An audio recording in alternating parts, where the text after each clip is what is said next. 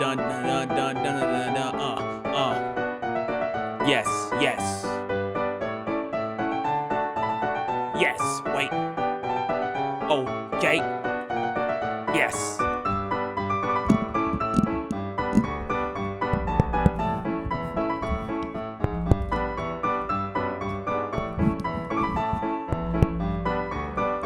That's shaking everything.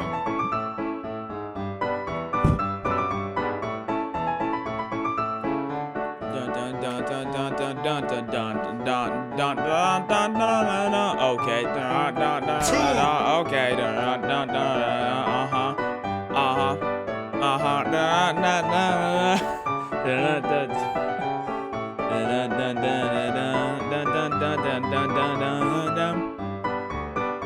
Yes. Yes. Yes. How y'all doing, chat? It's snowing like crazy where I'm at, bro. Can't go outside. Y'all know I'm a daily grass toucher. I'm a daily grass toucher, and I can't go out and touch no. Y'all get what I'm saying? So that sucks. I usually like to let my feet soak in the grass, but I don't have the opportunity to do that. It sucks.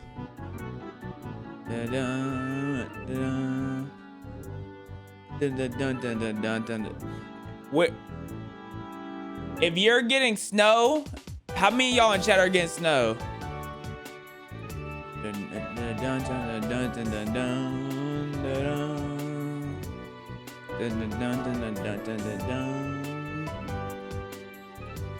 Yeah, we have a lot of snow goers.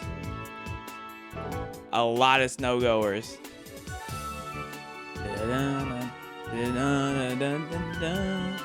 I can't even take my trash out. I got trash all built up, bro. And I'm gonna end up having a room looking like a manga artist bedroom. Just a whole bunch of trash bags because I can't take it out.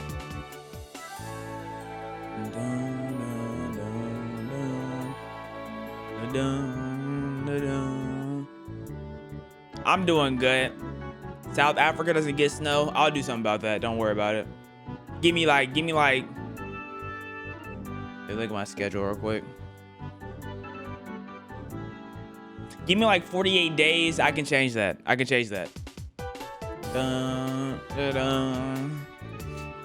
some plans for South Africa. Don't worry about it.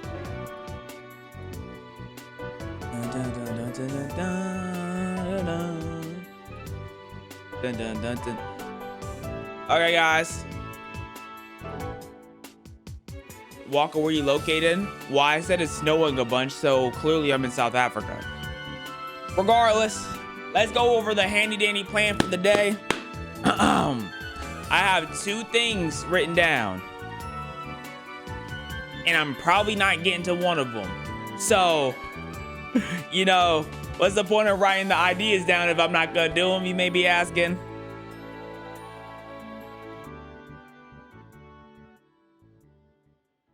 So, the 2 things I have written down is a game called Warming from Home.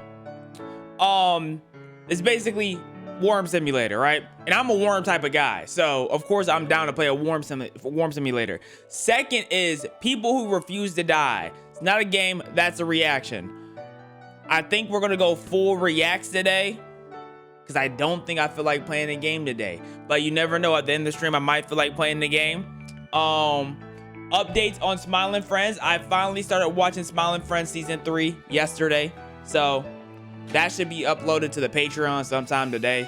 But regardless, I'm getting through Smiling Friends. The real question is, what am I going to watch after Smiling Friends, right? So I posted on my story. I asked people what should I watch after, basically next.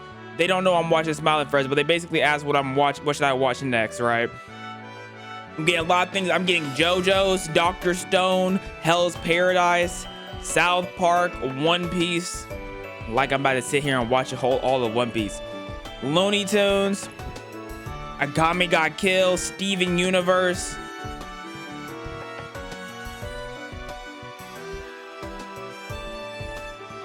Gotcha Kuta. I think that's how you pronounce it. I think that might be one of the things that are up next just because of how short it is. It'll be easier to get through.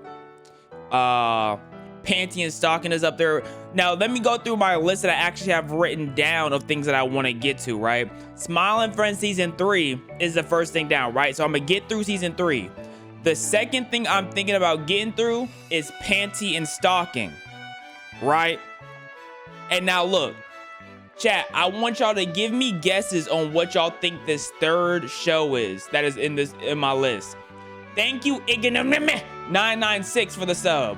Take a guess what y'all think this third show is.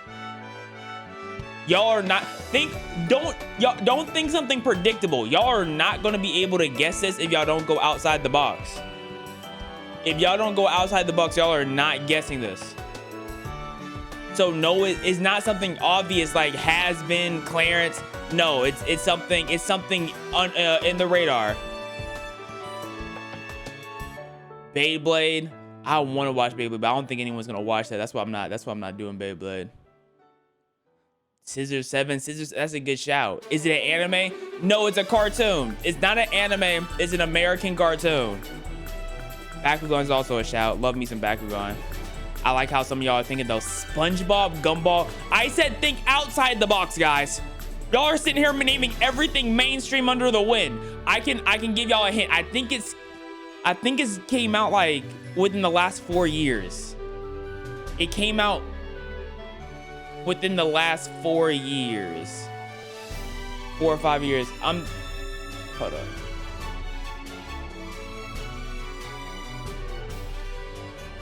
Craig Creek, no. Okay.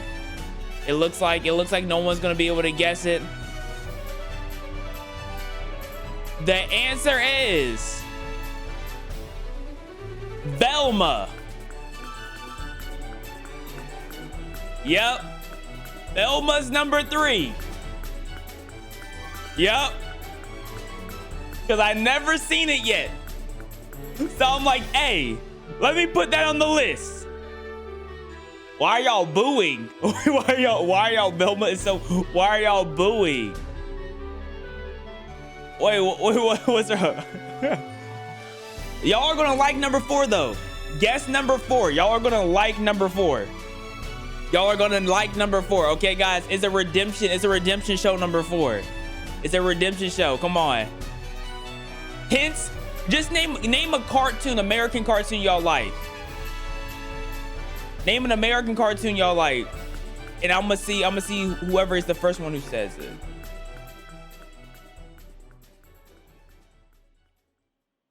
Oh, it's taking y'all a while to get to this. Wow. Wow, this is taking a while. There we go. Evident Tax, regular show. Evident Tax was the first person I see say it. Regular show is number 4. I'm surprised it took y'all that long to get to it. You said that too? You might have said that earlier. You said that earlier, but you didn't say it this time around. Regardless, I'ma just do top 5, right? Let's reset the chat. Reset the chat with Bonsai. B-O-N-S-A-I. Reset the chat spamming Bonsai. B-O-N-S-A-I.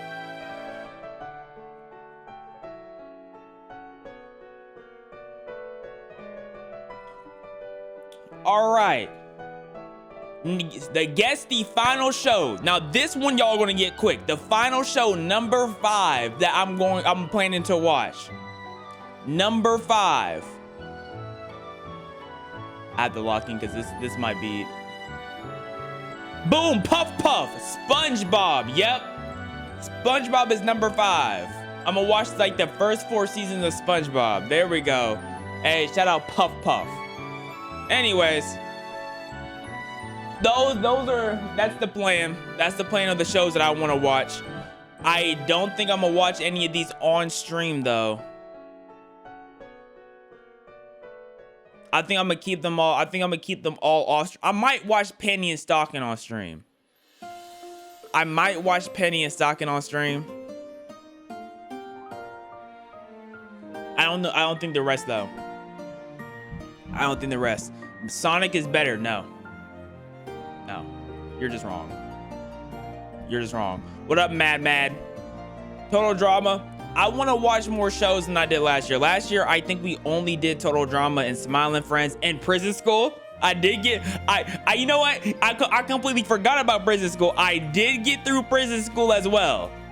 You know, so y'all got to get a pat on the back for that one. I did get through Prison School as well. But I want to shoot for like 5 shows this year. I want to shoot for 5 shows. Why is there's so many Panty and Stock? Okay, Panty and Stocking, this came out 2010. Okay, season 2 came out last year. Imagine taking 10 years for a season 2. 15 years for a season 2? Why? Why did it take 15 years for a season 2?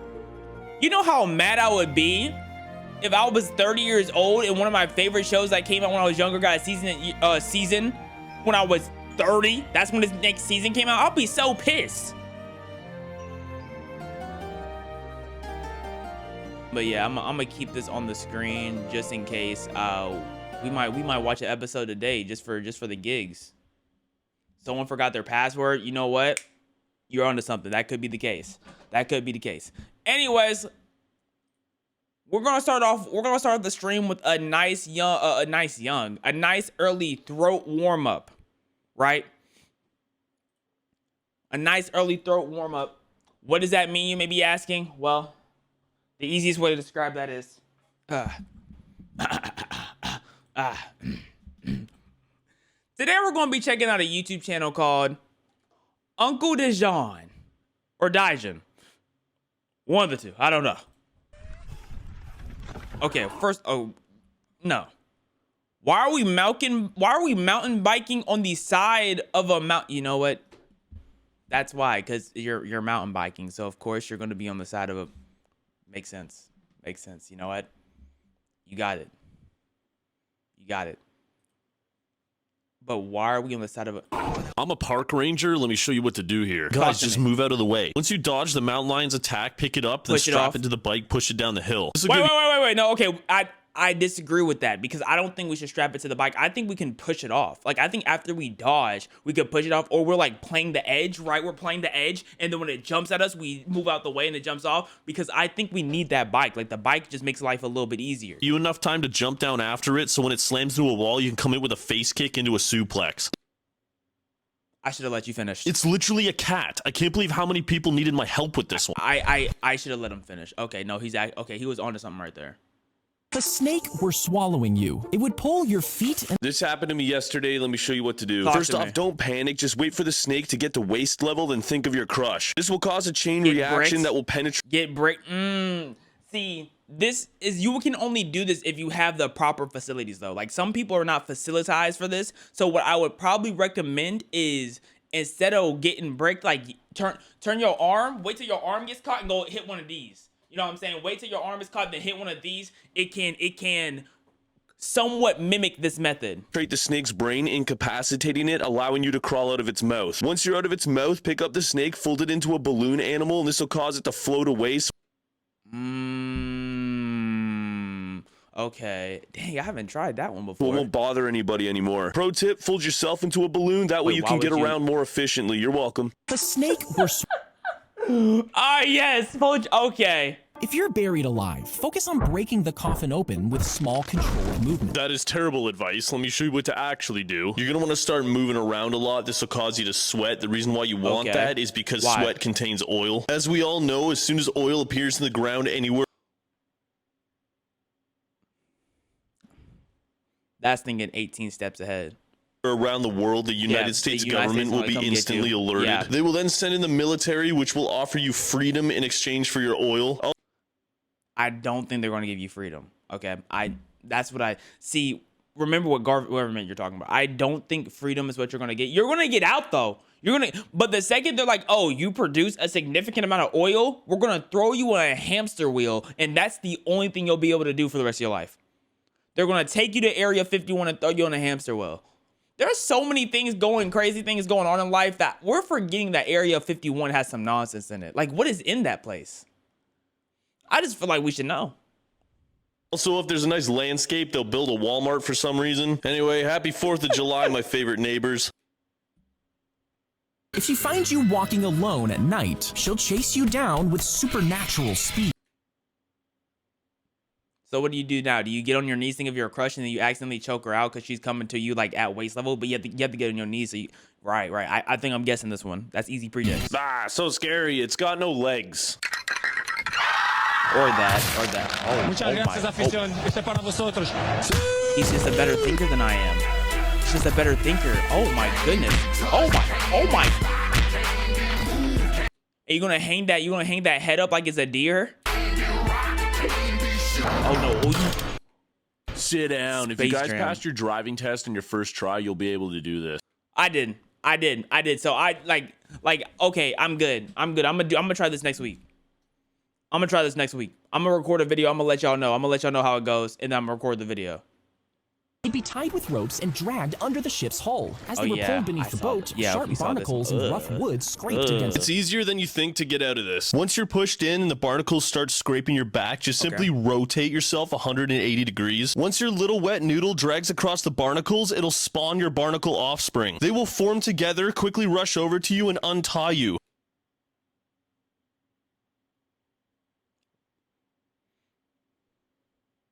That's it.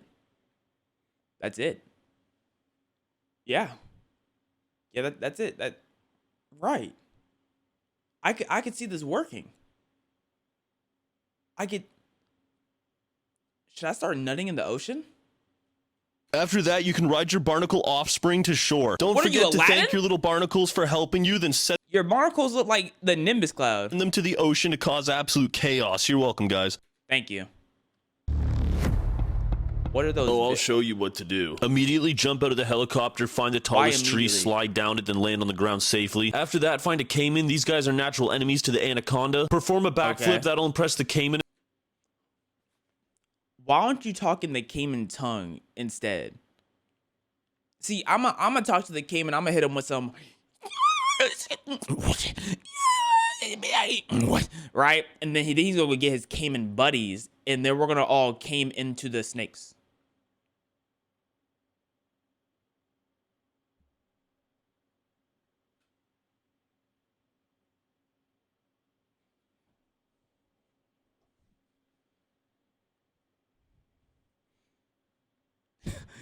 Bro said, "Kid, kid." You look like my sis. Man, you got one masculine sister because I look like straight man, and more man. I'm oozing masculinity over here. So you got one masculine sister. Que mi amigo. Enough allowing you to complete the mating ritual. Once that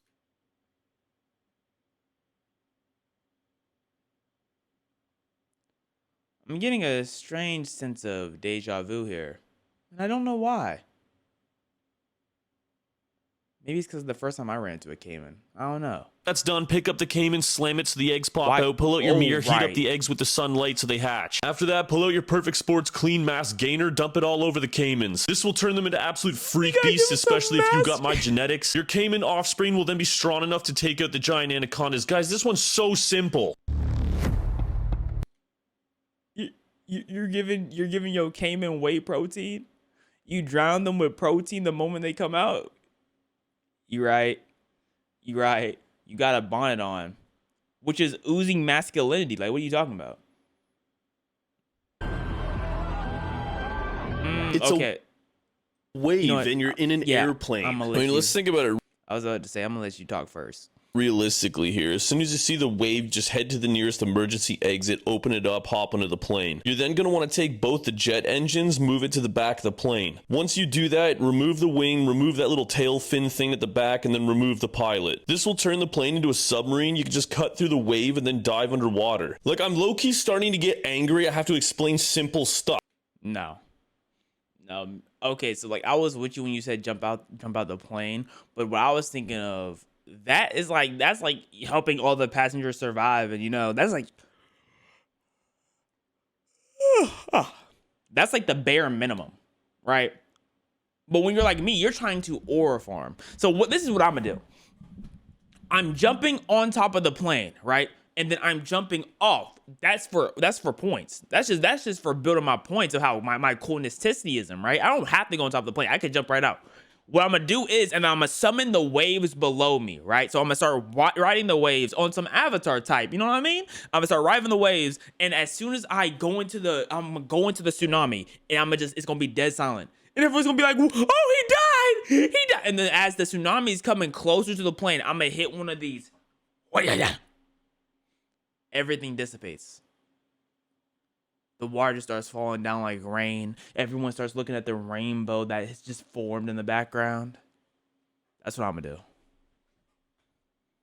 I mean, but like, your way cool, I guess, but there's always someone better, and who happens to be better, that just might be me. You know what I'm saying? Oh, Cthulhu, of course.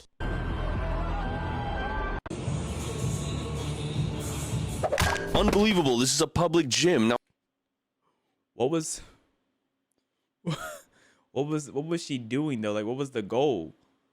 I'm like, no way her lips are about to power, or no way she's about to deadlift with her lips.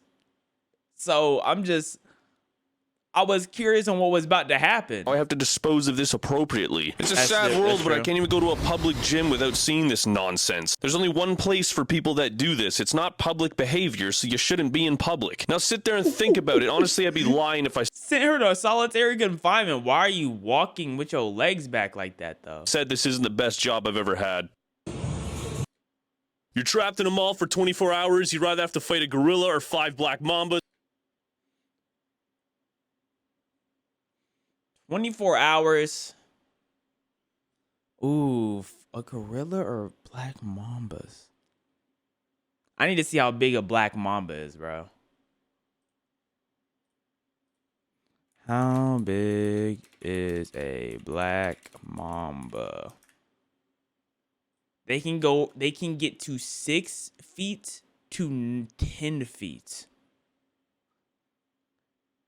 Though exceptional specimens can reach up to 14 feet. And there's 5 of them. Okay. I'm gonna be honest. I think I'm going black mamba. And here's why. Snakes don't like certain smells, right? Like a gorilla's a gorilla, bro. It's gonna eat your butt regardless, right? But snakes don't like certain smells. What I'm gonna do is, if I get any form of prep time, I'm eating the moss balls that snakes don't like. I'm eating moss balls. And then I'm gonna just fart the whole time for that 24 hours. And then I won't be messed with the black mambas. The gorilla, though, like, you're just gonna have to take it from the gorilla. I'm not gonna lie. You're gonna have to run the ones. You're gonna have to, and y'all might not survive. If I'm 100%, if I'm y'all, I'm going the black mambas. I'm taking the gorilla every time. As soon as the gorilla appears, don't panic. Head to the nearest second floor balcony. Back up slowly. As soon as the gorilla jumps at you, duck underneath it so it falls to the floor below. Jump in the air and elbow drop it. That'll stun it long enough for you to finish it off on the nearest hard surface. You got not a terrible idea, because you have to also think, like, gorillas weigh. How much do gorillas weigh? How much do gorillas weigh? Yeah, gorillas weigh like 300-400 pounds. Them falling that far is gonna hurt. Like from falling like a story and a half, that's gonna hurt. They're gonna be rattled. Yeah, that's a good. You know what? That's not bad. Chat, I want y'all. Look, okay.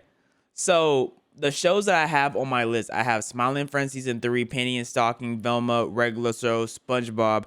After SpongeBob, y'all are not going to believe what's next.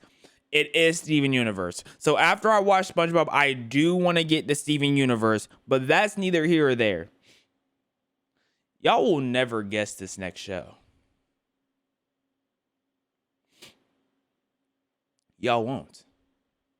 So I'm gonna let y'all guess for 10 seconds, and then I'm gonna hit you with that fire. I'm gonna hit y'all with that fire after I let y'all guess for about 10 seconds.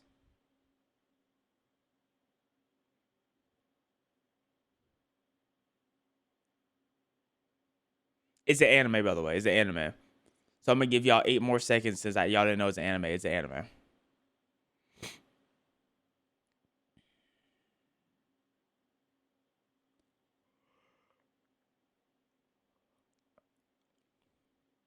The anime is My Wife is an Elementary School Student.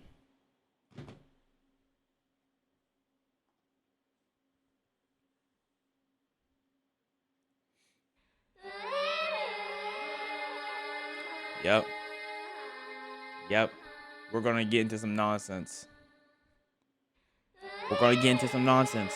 Look, what can you can't blame me, bro. You're telling me you want me to watch Smiling Friends, which is a good show, Penny in Stalking, which I heard is a good show, Velma, which I heard is a fantastic show, regular show, and SpongeBob, Steven Universe, and then watch something good again? No. No. I'm not doing that. We're going to get into some nonsense.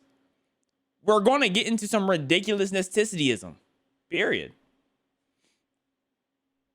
Velma is not fantastic. I'll be the judge of that. What? Bro, I heard it's a wholesome show, bro. Y'all are judging the book by its cover, bro. It's a wholesome show. In fact, I'll stop everything we doing. We can watch this right now. How about that? We go on a full 12 episode binge sesh. What about that? You for watching Velma? Oh, I'm 100% watching Velma. I'm 100% watching Velma, yes. Absolutely, 100%. Bro, maybe I need to read y'all let me read y'all the synopsis of the story, man. What is this called? My Wife is an elementary school student. All right. The moments of Najima shared with his wife, Take, were the happiest in his life. After first meeting as co-workers, the bond between them gradually became stronger. They eventually married and were blessed with a daughter named May soon after. However, Take's death. What the world? Time seems to have stopped for Kasuki, that's the husband's name, resulting in his inability to build proper relationship with his daughter. 10 years later, the gloomy Najima household is bound for change when a little girl knocks at his door, claiming to be Take's reincarnation. After confirming her identity, Kasuki's world brightens once more as he reveals at the thought of making new memories with his beloved family. Unfortunately, I don't know what this fortuitous miracle comes with an obvious drawback, and one mistake will spell more tragic consequences for Kasuki and everyone else involved.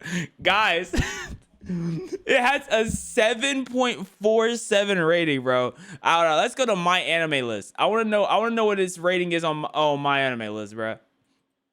The most reputable anime site. Oh, this is based off a K-drama or a J drama? Oh, I know that. That show must have been wicked, bro. I'm not gonna lie. That show must have been wicked. People watching it for the first time. It's rated at 7.5 on Mal, bro. It gotta be peak. You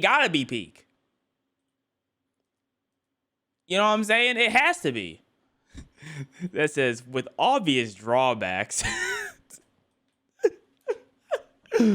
Yo. Okay, let's get back to the plot, bro. Y'all are wasting time.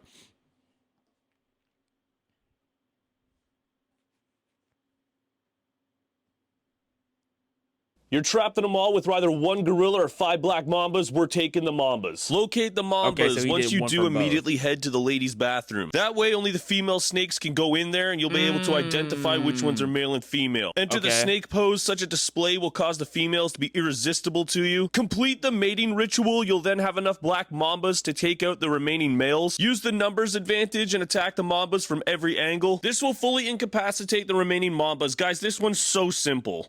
You're trapped in a mall with rather... Right. Yeah, that makes sense. Yeah.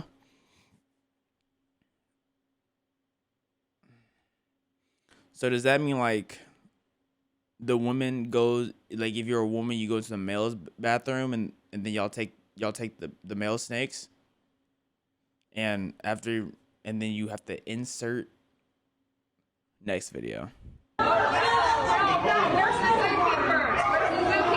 I'm an actual zookeeper, and this is how I would have handled this situation. Tackle the first gorilla to the ground. As soon as the second one starts acting up, spinning back kick to the liver. Follow that up with a running knee. When the first one gets up, grab it, put it over. How did you learn how to do a spinning back kick? Like, I can do everything else, but I've never been able to have the coordination for a spinning your knee, back pull kick. out the newspaper and begin to punish. That'll teach those gorillas to stop acting a fool. If you bench 225, this will be easy for you. Okay, that's why I can't bench 225, man. Oh, brother. I guess I'm cooked. Please watch BFDI. No. Realistically, how would you get through here?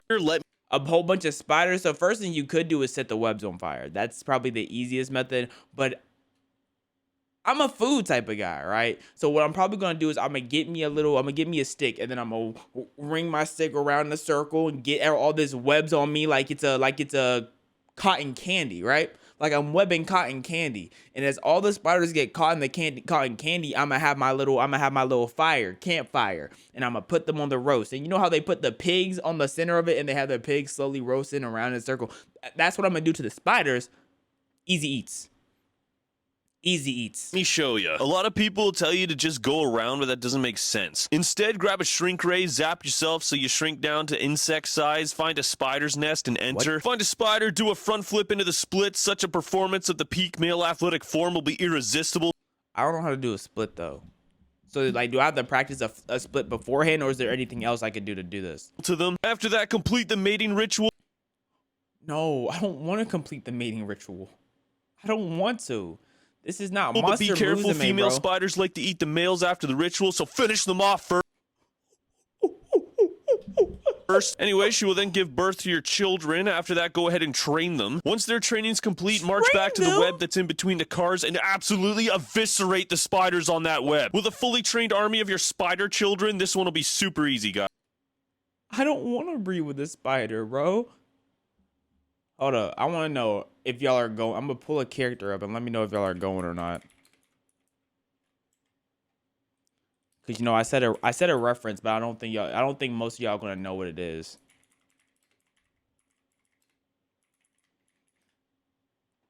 All right.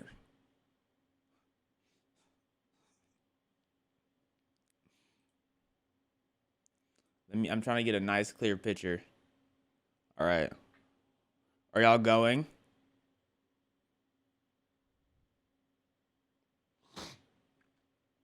Are y'all going?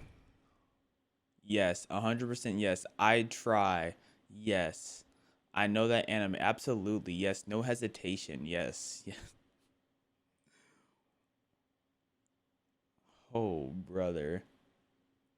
No, you don't want your dog to get burned off. As a woman, yes. You're not a woman. Fake woman alert, dog. No, I like men. Not even thinking about it. Mating ritual confirmed. This was my first anime. This was one of your first anime when you were 13. That's a horrible start. That's a terrible introduction to the medium. Horrific introduction to the medium, bro.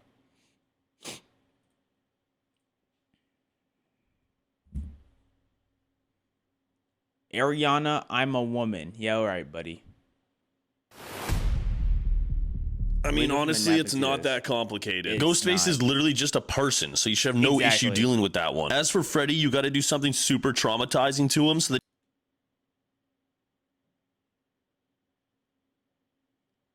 you're just gonna like tickle the back of his knees, right? That's what he doesn't bother you ever again. He's not tickling the back of his knees, bro. He's not. He's not tickling the back of his knees. I thought he was going to tickle knees, tickle feet. Get in your sleep. As for Jason. And then he threw a towel on him. I want to know if he edited like so. Okay, he didn't. Okay. As for Jason, temporarily get rid of him. We'll circle back to that later. You know, with Mike Myers, I don't understand why people just didn't eat the thing. Because I'll tell you right now, if Jason walks in and see you just straight devouring Mike, he's going to be like, well, what the heck, and go back to his swamp. I could see that. I could see Jason doing that. Why don't we eat Jason too, though? Or is that just too much? Because no one tried to eat Jason either. He just kept coming back. I think we could eat Jason. A lot of people send me this asking for my advice. Let me show you what to do. If y'all don't just get a dog treat and tell him to sit, like, what do you mean? What are you doing in this situation, bro? I deal with dogs on the daily. If you ever try to go downstairs and there's a demon wolf, don't panic. Just give it a couple sprays with the bottle. No. That'll stun it long enough for you to go and get your dad's furry costume from his closet. Put on the furry costume, head down to the basement, and then seduce the demon wolf with a front flip. Once they see such athleticism, you'll be irresistible to them. Why are we backshotting the wolf, bro? Why are we backshotting the wolf, dog? This did not need to happen. The wolf did not need to get backshotted. I'm 100% sure it didn't, bro. She just seduces everything. Why can't we just put the wolf in a body bag or something? Complete the mating ritual. Why can't we put him in a body bag? Then go and get a towel, give it to the wolf, tell it to clean itself up, then phone it an Uber. Once the demon wolf gets in the car and drives off, make sure you block them on all. Homelander is crazy. Live, love, laugh. Taylor Socials. Swift. Doing this makes certified baddie, queen, and world traveler. Find me on the beach. Wolf Queen. Yo, she was hoed. To a piece of trash, but the demon wolf will never bother you again. She was so hoed. Crocodile, snake, lion. With an axe, though. Honestly, first thing I'm doing is I'm grabbing that snake right hand, chucking it down to the crocodiles. They're going to have lunch. And then I'm going to do a backflip on the way to landing on the axe. The lion's going to be like, whoa. Because the lion's never seen a backflip in their life. They don't know what a backflip is. They don't know if I'm charging an attack. They don't know if I'm asserting dominance, right? I'm going to grab the axe and I'm going to start, you know what I'm saying? I'm going to start hitting one of these. And what's going to happen is it's going to get shook because it's going to get PTSD from its ancestors on when they used to be chopped up by the Greeks. You know what I'm saying? Ancient Greek. Ancient. And then he's going to pee and run away. Easy.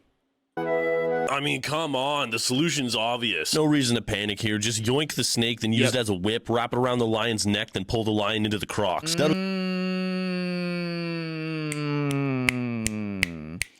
was a good one. I'm in a certain dominance type of guy myself, though, so I want to one-on-one the lion. But I do get it. This is the coward's way out. I'll give you enough time to backflip onto the top of the lion to begin to start gooning to force. Why do we have the back shot the back of the lion's head? Why do we? I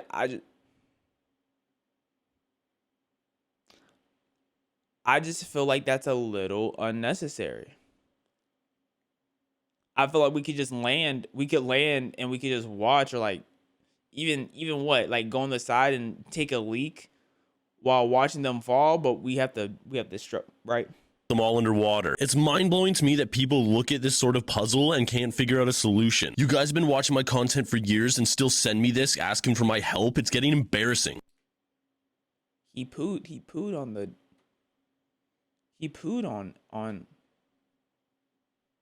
A lot of people asking me what to do in this situation. That's a black bear. I'll show it something blacker and it'll get scared. Easy. Here's a few options. Option 1, when the bear gets a hold of you, just moan. Bear will then back away because that's just mad awkward. Option 2, when it approaches, suffocate it with your legs. Are you sure the bear isn't like in your butt right now? It look like he's taking nose straight to anus right now. That'll incapacitate the bear fully, allowing you to leave. Option 3 is to fill the cave with methane. Once it's full, activate a lighter. This will incapacitate the bear fully. Guys, all of these options are super easy. What about you though? Like how did you just eat that? Maybe he's just indestructible. That could just be the case, like just indestructibility. A lot of people sent me this asking what to do. Well, here you go. I have never once stressed about no Tony the Tiger. Tony the Tiger knows not to invite me to a commercial because he knows he'll get body from me. I'm not worried about Tony the Tiger, man. Guys, literally drive forward. Once you knock the tiger over, search for his wallet so you can get his address. As soon as you have his address, go to the back of your car where you keep the rope and duct tape and use it to tie up the tiger. Place the tiger in the back of your vehicle and drive to his house. Once you get there, set him down on a chair in the corner of the room, then seduce his wife, and you turn the tiger into a... No. his wife with a triple backflip. This will make you irresistible, allowing you to complete the mating ritual. Bro, I thought we were going to get the address and burn down his house. This is so much worse. This is so much worse than I thought. In front of the tiger. That'll teach that silly tiger to try and intimidate you. This one's easy, guys. And then he left with the wife. Right. Right.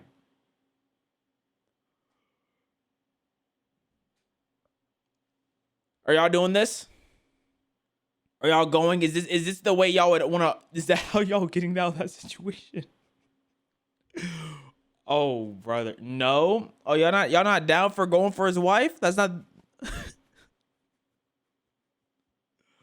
Brother. What do you mean, what are you doing here? It's not even that scary. Okay, you got swallowed by a giant shark, whatever. First thing you're gonna do is jump down its esophagus. Pause. You're then gonna land in the stomach acid. Oh, I thought we were gonna start punching his uvula, but okay, what do you quickly swim out and head towards the uterus. Once you enter, find the shark's... I know you're not about to nut on the shark's eggs. I know that's not what's about to happen, and start gooning. Nothing is safe around him. Nothing is safe around him. Don't leave him around anything. Don't leave him around tree bark, plants, caviar. No, you can't. You don't leave him around eggs in the grocery store. He might just start nutting on cartons. Thank you, Lexington, for the sub, for the 5 gifted. Shout out Lexington. Once every egg is fertilized, just wait 12 to 18 months and you'll have enough. 12 to 18 months, bro. Is that? I know I'm not looking at shark cooch. I know I'm not looking at shark cooch. Little sharks to take out the shark. Nope, that was. Swallowed you. This is why it's important to follow my page, guys. You won't find this info anywhere else. You're right. I do agree with that sentiment. I don't think we're going to find this info anywhere else. If you get stuck like this crawling through a cave, skill issue. Literally just start spinning so you can drill through the rock, changing your direction to make your way back up to the surface. That way it doesn't cost taxpayers hundreds of thousands of dollars so you can be rescued to make it home to your family just so you can get a mild adrenaline fix. That was W critique and W method of escaping. I wouldn't have thought about that. It's gotta be the dumbest hobby on the planet. If you get stuck like this crawling through a lot of people sent me this asking what to do. Is that like molten volcano? If there's gas coming at me, you know what they say, fight fire with fire. I'm fighting gas with gas. I'm gonna line up 20 of us. We all gonna pants ourselves, turn around, bend over, and start farting. We're gonna see who can really win. Yeah, we're gonna see. I think we got that dub easy. Thought the answer. especially if we have Owen on our squad, easy claps. It was obvious, but I guess not. Volcano erupts, that pyroclastic flows flying at you. Don't panic. You're gonna want to grab your bike, then head to the nearest hardware store. Head on inside, grab yourself a decent sized bucket. This is an emergency situation, so you shouldn't have to pay. Once you're outside, step into the bucket, grab the handles, then lift with your legs, not your back. If you are able to lift your own body weight, you should be able to go high enough so the pyroclastic flow passes by under. So what was the point of the motorcycle? What was the? Because you had a motorcycle. So what purpose did it serve? What purpose did the motorcycle? My gosh, the lack of common sense for people not knowing this. This one's super easy, guys. So we got a motorcycle for no reason? Just to go to the store? Right. Copying weird man at gym. Oh dear, somebody forgot to turn off the treadmill. That's no good. Oh, great heavens! Well, that was embarrassing. Forgot to take a minute to shut off. Don't use your platform to make fun of people, unless, of course, it's me doing it, but I can get away with it because I'm handsome. Anyway, I'm gonna try going on the treadmill like this and see what happens.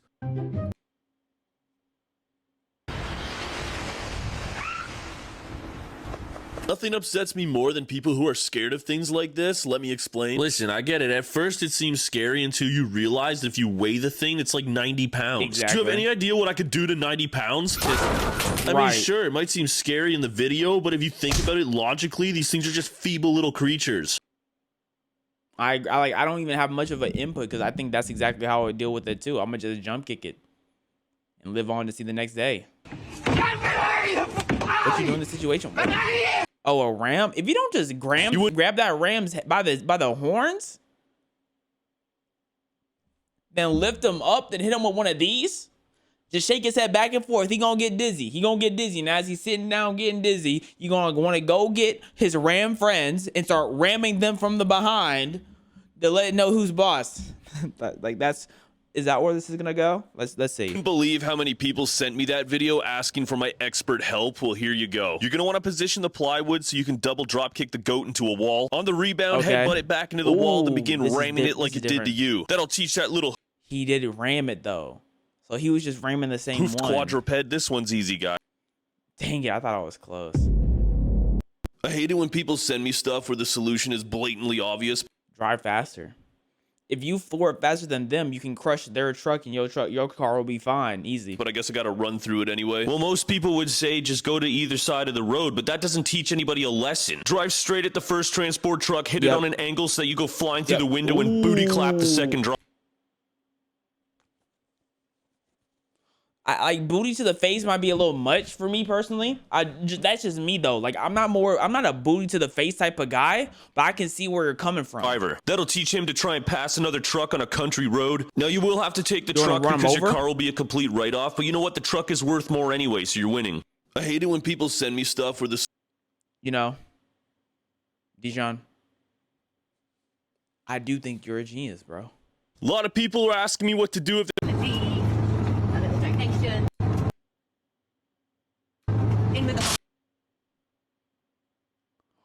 Sorry, she took her panties off and put it in the grocery? What are you doing? There's families and food here. I'm gonna put this under a microscope, see what's going on here.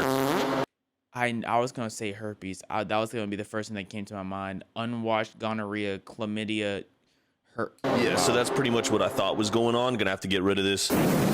Why did she do that? If people do this kind of thing, what's wrong with people? I'm gonna take this to the CDC. They're probably gonna want to study this. There's definitely something going on in here. What are you doing if this thing shows up at your front door? Is that like a lich? Like an Adventure Time lich? It's just bones, bro. Throw some vitamin D at it. It'll leave you alone. Let me tell you what I would do. Okay, bear with me here. Just simply let the thing in. Or after that, go ahead and make it. the creature a drink. But for some reason, when it takes the drink, it'll pass out. Take the creature into your basement and help it wake up. No. No, no, no, no, no. No, no, no, we're not doing this, are we? Now, the creature's gonna be a bit groggy, so make sure you tie it to something sturdy so that it won't fall over. Okay. Get changed into your Renaissance doctor's outfit, place a leather dog mask on the creature, then force it to watch the Twilight series, but just the parts with Bella. After this experience, this creature will never bother you again. You know what? You know what? I like that. I like that execution.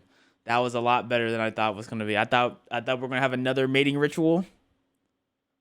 I didn't want to see another mating ritual. So thank you. Thank you very much, Uncle Dijon, and your wonderful videos. You did this to Pennywise and it worked? I'd do some things to Pennywise. You go to your kitchen. That's just me, though. Like y'all don't have to do things to Pennywise, but just know I would. I would easy.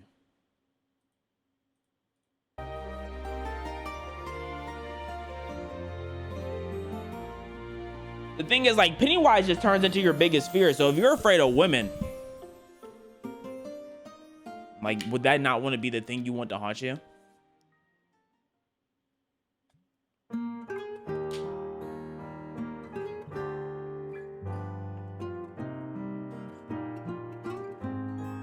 Because me personally, go up to Pennywise and be like, oh my goodness, I'm so scared of talking to women.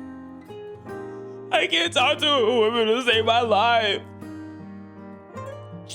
I hate it when women have lingerie on. Pennywise, I hate seeing women naked. Oh no! Oh, Pennywise, no, Pennywise, don't do that. That's just me though. I don't know how y'all would. I don't know. I'm taking advantage of Pennywise. Like, in the instance of taking advantage of him,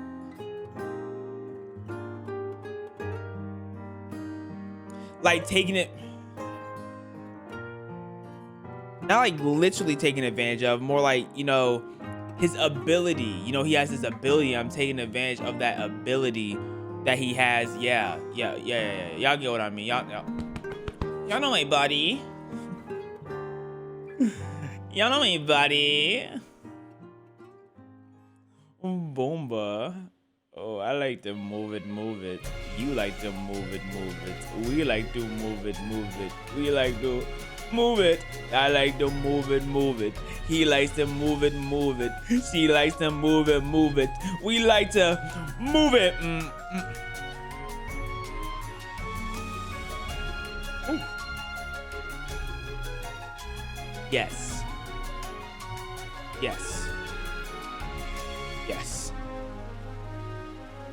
The next video we have that we're probably going to get to is unsettling banned commercials, but we also have people who refuse to die, which was one of the things that was written in the notes. We have 10 things that you didn't know could kill you. And then we have what every level of wealth feels like, and how humans got high in every time period. I know y'all are some druggies, so y'all would love something like that. So we could get through all those, or we stop at one of those and we just watch an episode of Penny and Stocking. I still don't know how I'm about to go about that yet.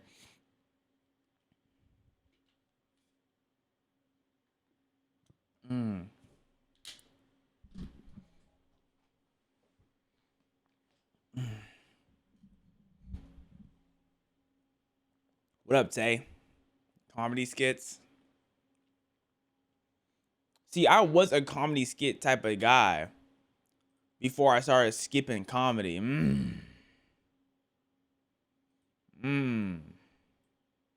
Shout out to all my drug addicts in the chat. Man. Are you excited for Reanimal? Yes. When does it drop though? If someone confirms in the chat that they are a drug addict, ban them. I don't need that negativity. It drops February 13th, and it's a $40. Hold up, it's a $40 game. If it's $40, it better be at least 3 hours long. Yo, wait, what the world? It just showed me one of the chase scenes from this, bro. You get chased by someone on like a tricycle.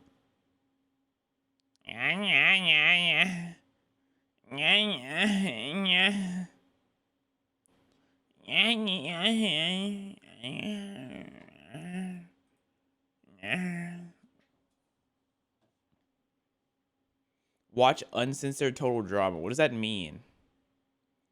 What about the new season? I got incarnated as a slime. No, I enjoy that show on my own time, so I wouldn't watch that with y'all. The cussing. Got you. Is that Humpty Dumpty? Oh, you know it. Walker, why are you always so grumpy?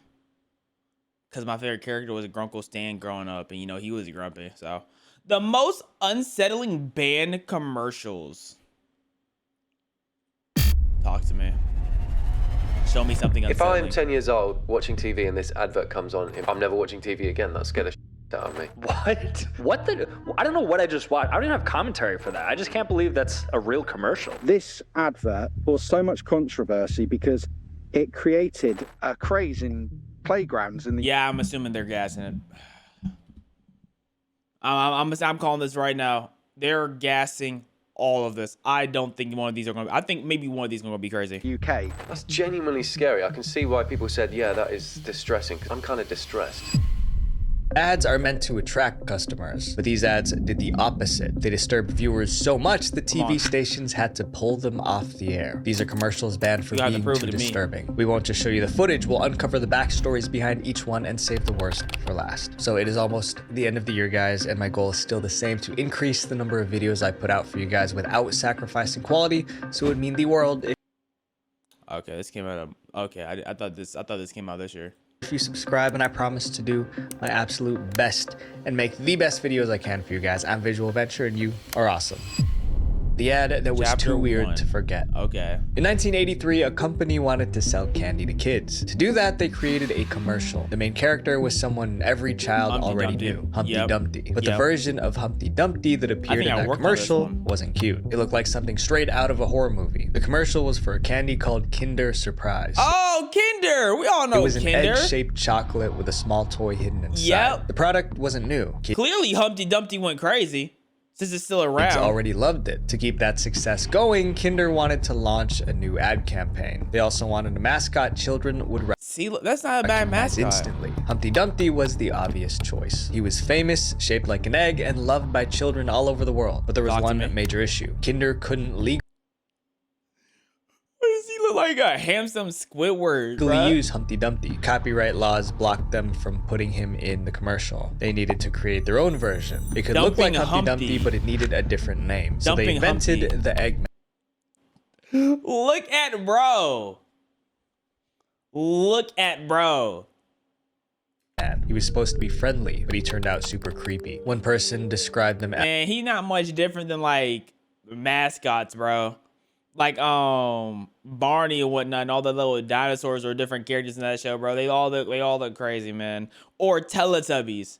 He look like he fits right in with Teletubbies. As a fleshy man egg with childlike features. The Eggman had tiny eyes and an insanely wide mouth. He spoke in a high, squeaky voice. The biggest problem was how real he looked. The Eggman wasn't animated like a cartoon. He was a hand. I honestly think if he wasn't humanoid, if that wasn't real human skin on him, we would be straight. Built puppet controlled by a professional puppeteer. He blinked, chewed, and moved like a real human, but with the body of an egg. The result was disturbing on so many levels. Despite that, Kinder decided to put him on television. The Kinder Surprise commercial aired in 1983. It began with the Eggman sitting on a wall. It was an obvious reference to Humpty Dumpty. You would think they're about to start a horror film with the intro his nursery rhyme. Almost immediately, the Eggman started shouting nonsense words. Yibbo shaky. Me unscrabbly. So he wasn't scary, he just didn't speak English, and people were like, oh no, a foreigner on TV. Why is there a foreigner on TV? That makes more sense, bro. I knew there was nothing disturbing about this, man.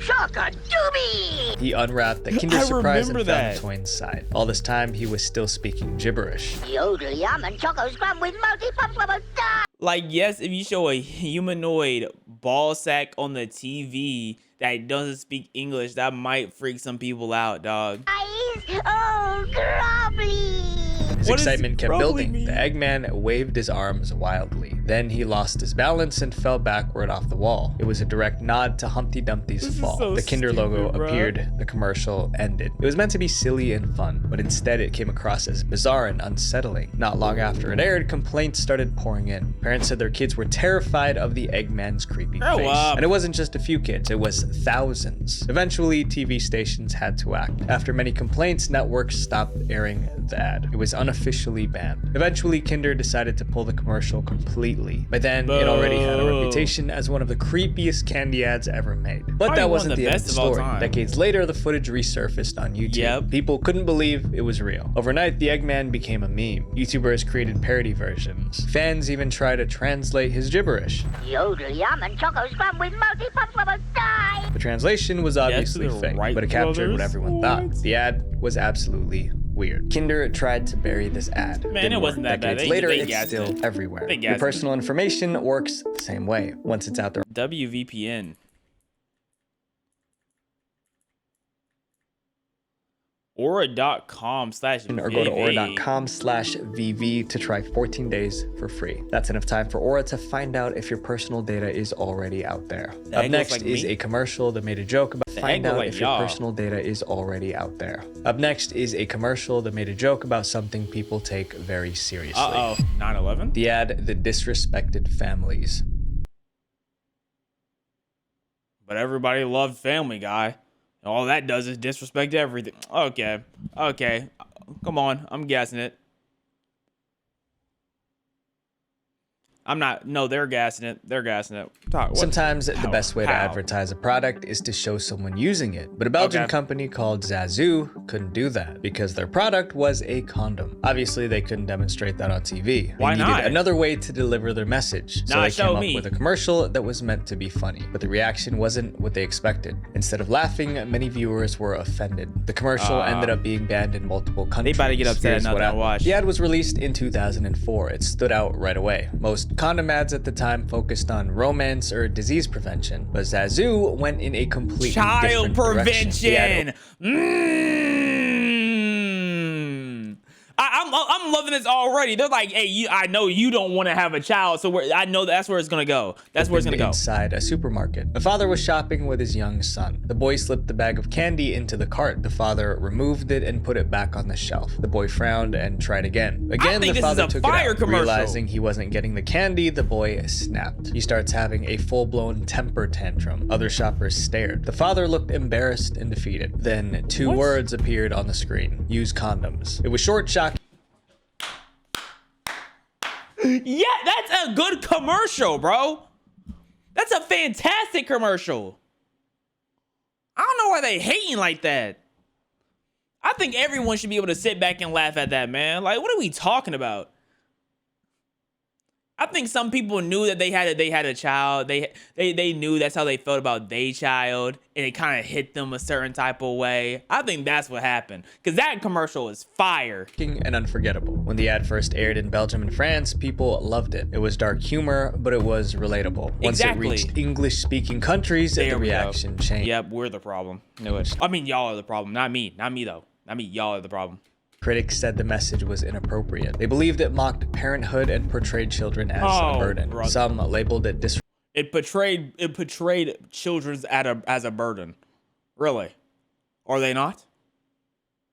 Every parent has been burdened by their children. Every single one. You, I. It's just dealing with the burden. Do they appreciate dealing with it? But children are a burden, right? Like, what are we talking about? Come on now. Let's be real.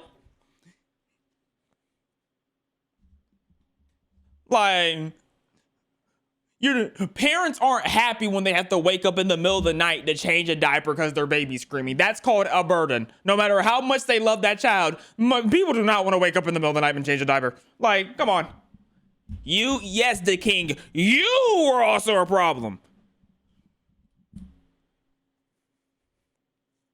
disrespectful to families. Several broadcasters refused to air it. Before long, it was banned in several countries. But the controversy only made it more famous. People shared the ad on forums, blogs, and eventually YouTube. Many thought it was hilarious. It even won an award for its originality. Despite the backlash, Zazu's Little Boy commercial became a classic. This next ad shows how a joke becomes dangerous when people take it literally. The ad that hit too hard. In 1992, a TV commercial went viral in Britain. People couldn't stop talking about it. Many even called it one of the funniest ads ever made. But this is what like the British were saying. One of the funniest. Okay, let's dissect British humor. Then kids started reenacting the ad in real life, and within weeks, someone landed in the emergency room. Suddenly, people realized the ad wasn't just funny, it was dangerous. The story began with a drink called Tango Orange. It was basically orange soda, but the soda market was very competitive. Tango's biggest rival was... They made Tango look like alcohol, that's what I'm guessing. Fanta. And Fanta was everywhere, on TV, in stores, and in almost every fridge. Tango needed something bold to grab attention, so they hired a top ad agency. At the time, most ads followed the same formula. A person used a product and suddenly everything in their life got better. Tango's team flipped that idea. They asked, what if drinking Tango didn't make you better? What if it shocked you literally? That became the concept. Tango's flavor was so intense that it hit you with an unforgettable punch. To bring that idea to life, the team created a strange new character. They named him the Orange Man. His job was simple: appear out of nowhere and slap the person drinking Tango. Before settling on the slap, they tested other ideas. Originally, you're telling me that's not a cursed YouTube animation? Like that's a YouTube clip, bro. That's a YouTube character. Walk a pause. Y'all getting ads? Oh, y'all are getting ads. Well, guess I gotta scroll through my phone for 20 minutes while y'all are getting hit with ads. That sucks so bad, man.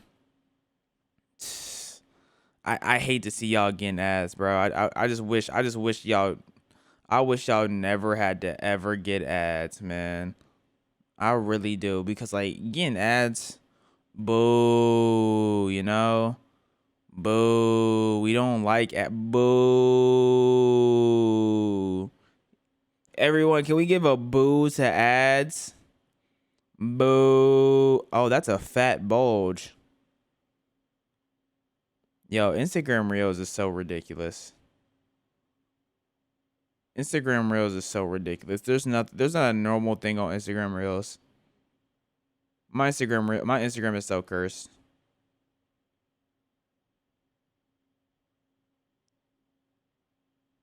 It's so cursed.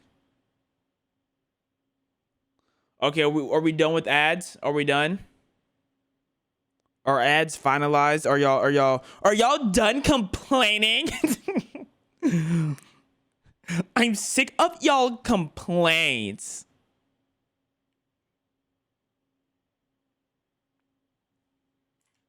Yes, okay, let's log. The Orange Man was going to punch the drinker. That was rejected as too violent. Next, they tried having him kick the person from behind. Bro, the Kool-Aid Man literally would bust through walls. Cinnamon Toast Crunch eat each other. They condone cannibalism. But slapping is too... All right.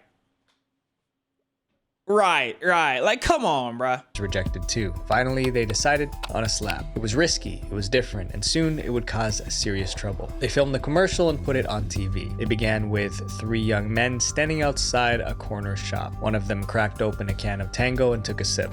Hello, Johnny. I think we might use a video replay here. The video rewound like someone reviewing footage on tape. This time, viewers saw what really happened. Oh, yes, we could be in for a quintessential Tango taste sensation here. As soon as he took a sip, the Orange Man ran up and slapped him on both cheeks. The drinker was shocked. The voiceover called it super tasty. You didn't show a single slap. Am I tweaking? Sensation. Then came the tagline. You know when you've been tangoed. The ad was an instant hit. You know when you've been tangoed became a national catchphrase. Adults quoted it at work. Kids repeated it on playgrounds. Tango's sales skyrocketed. At one point, Tango outsold Fanta by almost 2 to 1. They obliterated their biggest rival. For the company, it was a massive win, but the win didn't last. Not long after the ad went viral, teachers noticed something alarming. Kids were sneaking up behind classmates and slapping them on both cheeks. Then they would yell, "You've been tangoed." At first, first, schools thought it was harmless fun, but the Tango slap kept getting harder. So what, did you tell kids to stop wearing green on St. Patrick's Day because they were pinching everybody? Like, meh. One morning, Tango's advertising team got a call from a hospital. A surgeon was on the line. He said, "I thought you'd like to know that I did an operation on a child this morning with a damaged eardrum." When I asked him what happened, he said, "I got tangoed." How is that my fault? Tell y'all kids to stop hitting people. Like, what are we talking about? Like, what does that have to do with me? The company's joke finally caused a real injury. That's so Tango stupid. executives were horrified. If word spread that their commercial was putting people in the hospital, it would destroy the brand. But it was too late. The story hit the news, and parents were furious. They accused Tango of glorifying violence. Schools across the UK started banning Tango from their premises. The company quickly pulled the commercial from television. You can't even have good advertisement anymore because their kids are stupid. Like how is that our fault that y'all kids don't know to not hit each other? That's like getting mad at a teacher because your kid didn't do their homework. Doing homework is for home with you, the parents. Teach your kid to do their homework. How are you getting mad at the teacher that your kid's failing? That's your job too. Ah, brother. What's gribbly gubbly? What's grubbly? What are y'all talking about? Me grubbly. What does that mean? And now they're grubbling in my chat. Oh, brother, man. I might have to just call it a day, bro. That's all, folks.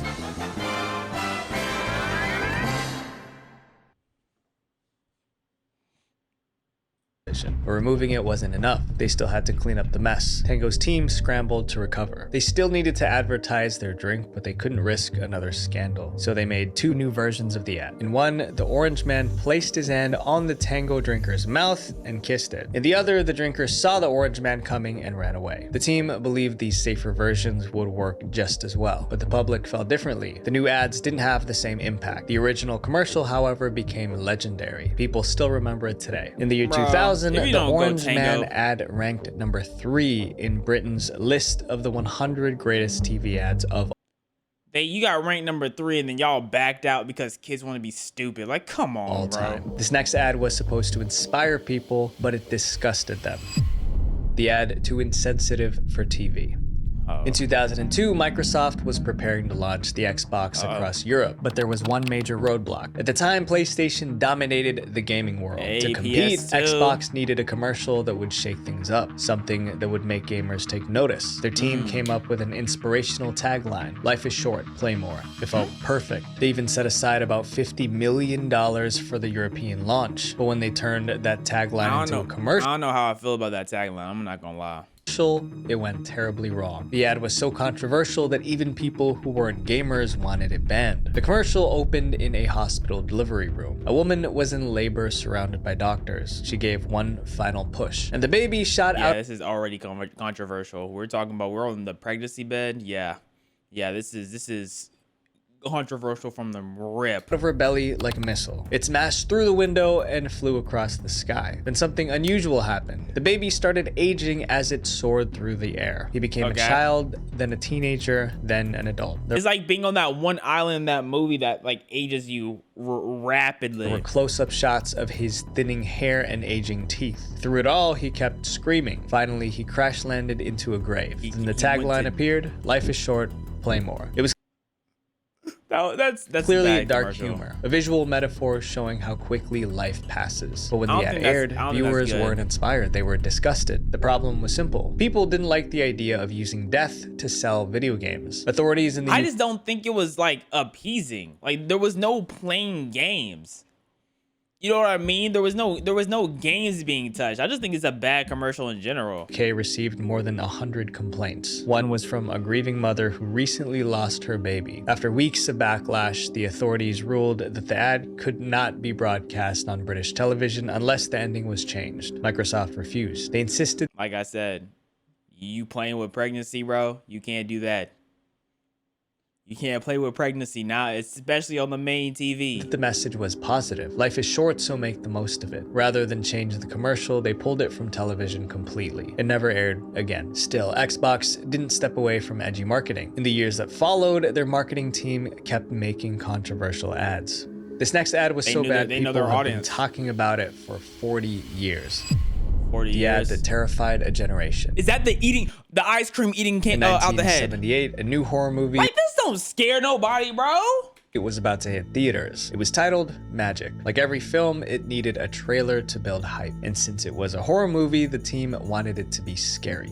Very scary. But they went further than anyone expected. Magic was a psychological horror film. It was about a struggling magician named Corky. His career was collapsing and he was desperate for something new. So he added a ventriloquist dummy named Fats into his routine. It worked. After adding the dummy, Corky became a success. But soon he sensed something was wrong. The dummy wasn't just a prop. He seemed alive. And worse, he was evil. In short, as the story unfolded... Bro, I would hate to stick my whole fist into something and it just starts talking to me like, hey, you're in my ad. You know what I'm saying? Like, hey, you have an awfully big hand there. Can you stick it further in me? If you don't, I'm gonna clamp your hand in here forever. So come on, put that hand further in. Corky slowly lost his grip on reality. For the movie trailer, the marketing team came up with a minimalist idea. No special effects or action scenes, just the evil dummy staring straight into the camera. That would turn out to be a very bad idea. The trailer lasted only 30 seconds. It began with the dummy emerging from the darkness. It had lifelike eyes and a devilish grin. The camera zoomed in while he recited a poem. The dummy's eyes snapped.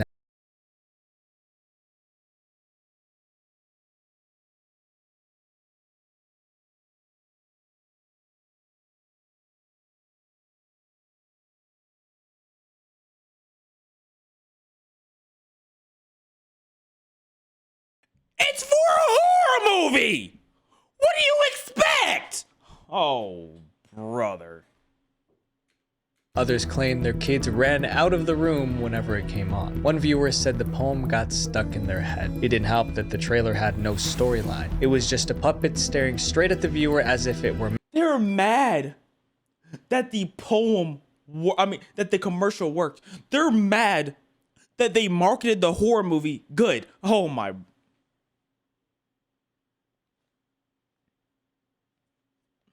I bet you he not saying nothing in that poem besides. Wait, nah, that's not a good one. Rainbow chocolates. Rainbow chocolates. I like chocolate. Rainbow chocolates. Like, that's all that's going on.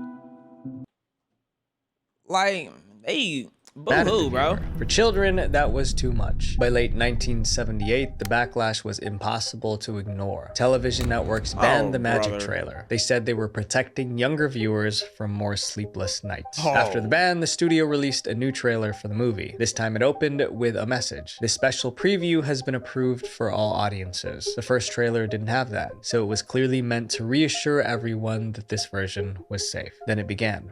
When your heart begins to pound, when your mind begins to go, keep telling yourself, it's only a movie.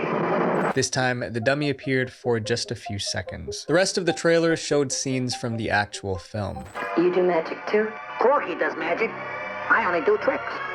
It was spooky, but not horrifying for the people at the time. When Magic premiered, reviews said the movie wasn't nearly as scary as the trailer. One critic wrote, "There's nothing in the film nearly as terrifying as Fat's grin and that creepy little rhyme." More than 40 years... I want to hear his rhyme.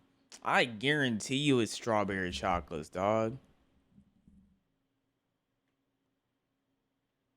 Have passed since that original trailer, and people still talk about it. Today you can find it on YouTube, and comments are filled with adults who still remember being terrified.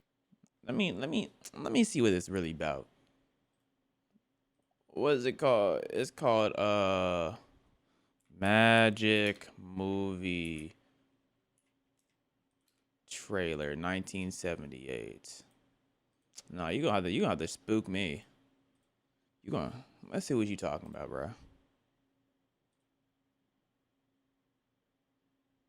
This is the scariest thing that could ever be. A buffering sign. Abracadabra, I sit on his knee. Presto, change-o, and now he is me. Hocus pocus, we take her to bed. Magic is free. We're dead. Josephine Levine presents Magic, a terrifying... That's what they were geeking about? Bro, come on now. Come on. Kids were getting beat up in schools, getting swirlies and all these other things. But this is what they were geeking about. This is what scared them. Right. Okay. Come on now. They gassing it.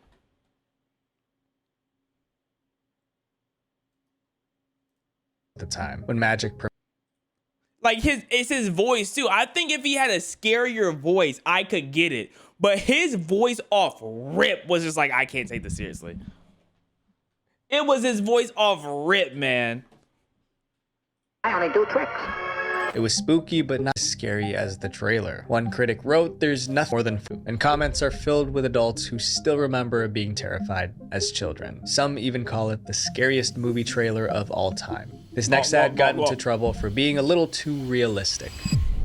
The ad, The Corrupted Young Mind. Oh. In 2007, a game called Kane and Lynch was about to launch. It came from the same studio that created the game Hitman, but this one was far more violent. The two main characters were criminals. Kane was a ruthless mercenary, and Lynch was an unstable psychopath. The game followed them through a series of brutal crimes and shootouts. When it came time to promote the game, the studio had one goal. They wanted the commercial to look cinematic, like a gritty Hollywood action movie. Something raw, realistic, and intense. In retrospect, maybe that wasn't the best decision, because the ad they created was so disturbing it was banned almost immediately. Come on now. The commercial began calmly.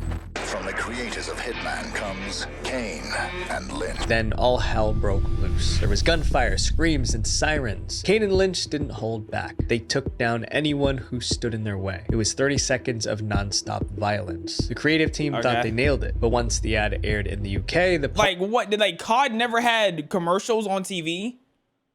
Is that what, did COD never have commercials on TV or something?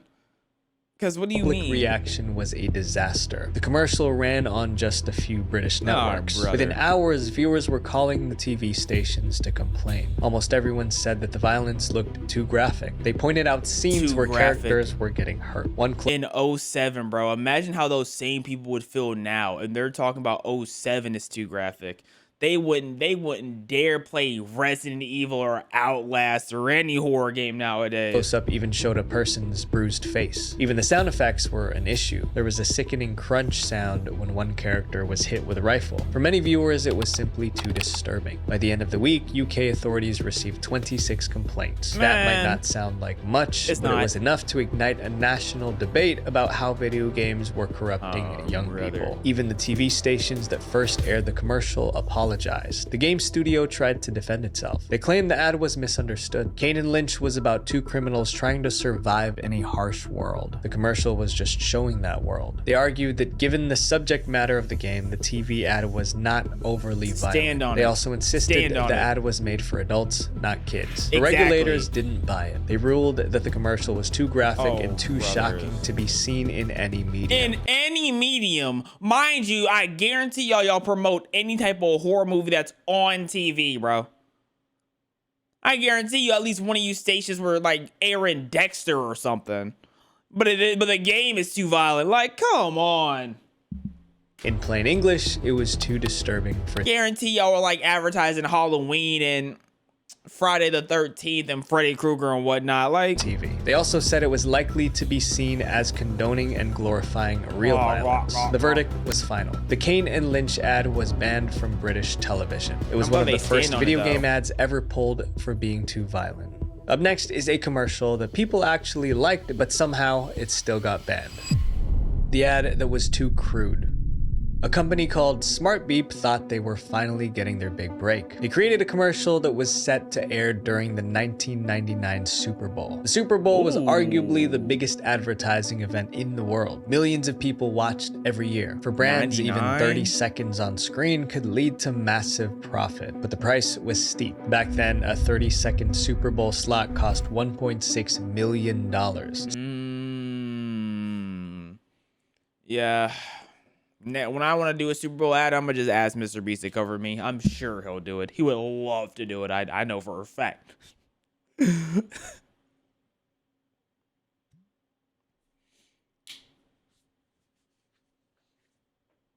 Smart Beep was ready to pay it. They filmed their ad and prepared for their big debut. But before it even aired, the commercial was banned. And it was all because of one bad joke. To understand why this ad even existed, you have to go back to the late 1990s. Back then, smartphones weren't common. Most people used pagers to stay connected. Here's how pagers worked. If you wanted to reach someone, you called their pager number. Your number appeared on a tiny screen on their pager. The person saw it, found a phone, and called you back. It was pretty simple. Smart Beep offered affordable pager plans. That was their business. To attract more customers, they decided to run a Super Bowl commercial. It was expensive, but if the ad landed, it could catapult their business. For the ad, they wanted a concept that was simple but funny, and they got an idea. The commercial began with a man picking up a woman for a blind date. He walked her to his car and opened the passenger door. He went around to the driver's side. Right before he got in, the woman let out a loud fart. When he got in, he smiled awkwardly and said, "You guys meet?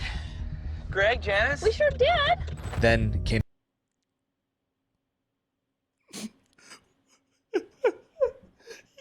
Okay, so where is it gonna be bad? the punchline. That was stupid. Great. This is smart. A beeper service for just $1.99 a month. What? Joke was simple. Farting on a blind date was stupid. Signing up for a cheap pager plan was smart. It was short, fast, and funny. Exactly what most Super Bowl ads tried to be. Smart Beep submitted the commercial to Fox for approval. Fox was the network airing the Super Bowl that year. That meant they got to decide which commercials aired. But when Fox saw the blind date commercial, they were anything but impressed. Fox executives felt the fart joke. It's too No, you can't show women farting on TV. No! Women farting on TV? No! That's disgusting. Like, bro, what are we talking about? Was too crude, so they made a surprising decision. The commercial was banned from the Super Bowl. For Smart Beep, it was a huge blow. Their big break disappeared overnight, but the story didn't end there. The ad eventually leaked online, and when people finally saw it, they were shocked it was rejected. Viewers pointed out the same thing. In the 1990s, Fox aired shows like In Living Color, The Simpsons, and Married with Children. These shows were notorious for their crude humor. So why was a simple fart joke suddenly off limits? The commercial went viral online. Years later, some Reddit users even called it the greatest TV commercial ever. All right, okay, let's calm down. Fortunately, going viral didn't save Smart Beep. In the 2000s, people switched from pagers to cell phones. With fewer so they were going to go out of business regardless because of smartphones. For customers, the company eventually shut down. Their banned commercial, however, lived on. And today, it's remembered as one of the funniest Super Bowl ads that never aired. Yeah, that's great. I know Smart Beep was just like, yeah, great, fantastic. We're one of the funniest that never aired. Ha, we're broke. We're broke. One of the best ever. Yeah, I'm glad y'all guys love it. We're broke. This next case made history for all the wrong reasons. The ad that put viewers in the hospital. Okay, that Pokemon movie ad where it's like those flashing lights. I don't know. So far, I know that was like a movie, but not like an ad. I don't know what's ads that were disturbing. But this one didn't just upset people. It did something few ads have ever done. It triggered seizures. The commercial was from a car company called Citroën. Wow. They were one of the biggest car manufacturers in France. In 2011, they were promoting a new model, the DS4. It was sleek, modern, and futuristic. A car designed to stand out. The marketing team leaned into that idea. The ad's theme was, what if he shows the ad and then causes more people seizures? Rebellion. Everyone else said yes to the ordinary. Goodness. But if you drove the DS4, you weren't like everyone else. You stood out. It was a smart concept. The next step was to create a TV commercial. But what they created was a health hazard. The ad opened with a smooth voiceover. It's easy to say yes. Can you work on Sunday? Yes, boss. Can you go shopping with me? Can you work on Sunday? Yes, boss. No, I'm not going to work on Sunday, boss. Come eat my... Ooh. Ooh, like who do my boss think he is? Yes, darling. After a moment, the voice asked, How many yeses did you say? That's when things got intense. The word yes started flashing on screen non-stop, which we won't show. In total, it appeared 304 times in just a few seconds. After the burst of visuals, the voice returned. But what if, just for once, you say no? The camera cut to the DS4 gliding along a road. Why conform? No, that gotta suck, bro, because that's not a terrible commercial. Most people say yes to normal, but DS4 drivers don't. The flashing yes sequence was only a tiny part of the ad, but it was about to ruin everything. Trouble began the moment the ad aired in the UK. Within hours, stations received complaints. Viewers said the flashing made them dizzy and disoriented. Then the most serious reports came in. Several viewers said the ad triggered epileptic seizures. The condition is called photosensitive epilepsy. That would be so upsetting. That would be so upsetting if I know I made a banger ad. And then I'm like, oh, now epilepsy's a thing now. Of course. Like imagine like everything's already going wrong in life. And then you make a banger ad and you're like, yes, we're going to get paid. And then you're getting all these calls. You're like, of course something was wrong. Of course. Right. Like this ad was so good, bro. Like, is it my fault they have epilepsy? You know what I'm saying? Like, disorder where rapid flashing images can cause seizures. That meant a car commercial was now a real health hazard. Citroën quickly issued a statement. They admitted the situation was serious, but insisted it wasn't their fault. They explained that the commercial passed every required safety test. If that's the case, they pass all the tests and they still get hold, I'd be even more pissed. One of those tests was designed to detect flashing patterns that could trigger seizures. So it was called the Harding Flash and Pattern Analyzer Test. Oh, no, I'm up in poll. Because you're telling me I passed all these tests? Passed that test too. So technically everything was safe. If that was true, what went wrong? Authorities launched a full investigation. They retested the DS4 commercial using advanced tools. This is not the commercial you're talking about. Is this not the car farting commercial? Why is this on the screen? This time, the ad failed every test. First time around, it passed every test. Now, second time, it failed every test. That's a setup. That's a setup, bro. Revealed a much bigger issue. The old safety checks weren't accurate enough. Regulators took action. They updated the standard safety tests, making them stricter and more precise. But for Citroën, it was too late. The ad was officially banned in the UK. The ruling was clear. The ad must not appear again in its current form. At least something positive came out of the chaos. Citroën's mistake helped make advertising safer for everyone. Shock value sells for a second, but trust, that takes years to build and seconds to destroy. So before you do something just to stand out, ask yourself, how will people remember you? Visual Venture. What does that have to do with like a ad that passed every single test? Like that doesn't make, because their ad passed every single test though. Like that's just them getting hoed. Like people are being, I just feel like that didn't feel like it felt like it connected with the whole video, but maybe I'm tweaking. Regardless, amazing video, visual, yeah, right. Visual Venture. Waka, let me explain. Okay, the floor is yours. Explain real quick. Hey, let me know. What the heck? Huh. What up, Deadly Kelly? Basically taking on E for the team, really. Area 51. Let's go to Area 52. Let's go to Area 53. Hold up, let's go to Area 54. Let's go Area 55. No, let's just go Area 56. Now let's go to 57. Wait, let's go to 58.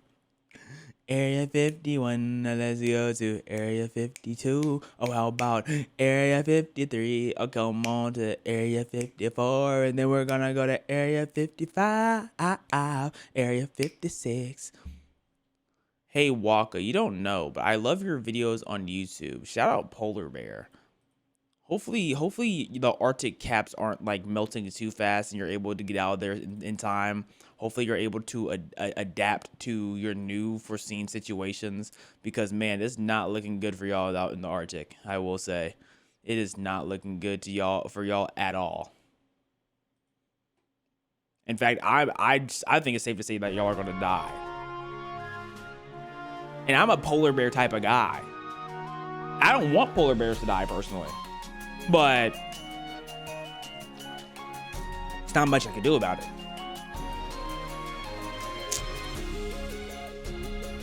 You're not? I am 100% a polar bear type of guy. I've supported polar bears since I was yay high. My nickname used to be Polar Bear.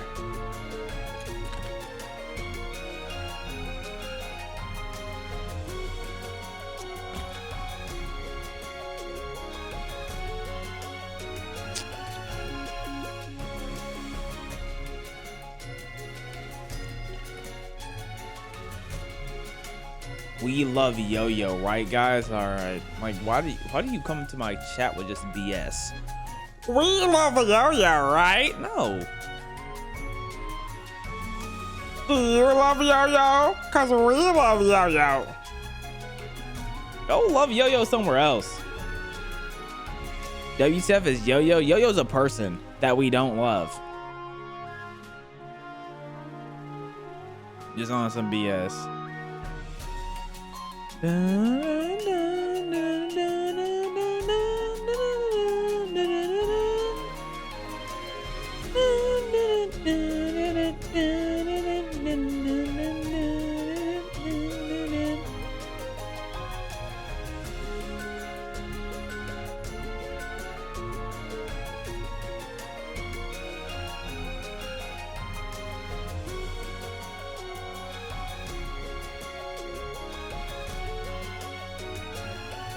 Okay. So next up, we have either people who refuse to die in history. We have 10 things you didn't know that could kill you. I think we're going to do that. We're going to do 10 things I didn't know that could kill you. And then we're probably going to go to the people who refuse to die. Dun, dun, dun. Okay. Wait, come on. Go again. Dun, dun, dun, dun. Yeah. Come on. Dun, dun, dun, dun. Oh. Oh my goodness. Go. Yes. Yes. Yes. Yes.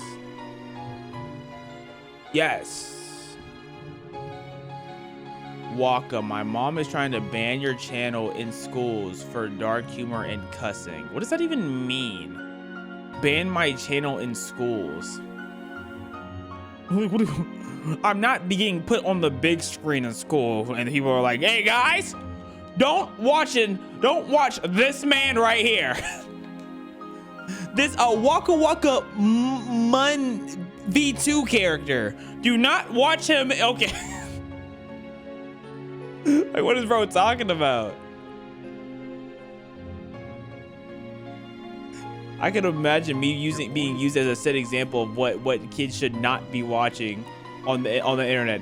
Guys, whatever y'all do, y'all better not go home and turn on this Waka Waka Mun V character. Dun, dun, dun, dun, dun, dun, dun. Watch the vid of all American censored parts. Wow, what all American? What? Huh? What the flip are you talking about, cuh? Like, what the flip, dog? What are you doing? What are you blabbering about, Cuddy? What I think about Black Clover? I love Black Clover until they made Asta look absolutely stupid. I hate how he looks now. He looks so ridiculous. Like, I have no clue how his character design went past any form of double check. Like, he just looks dumb.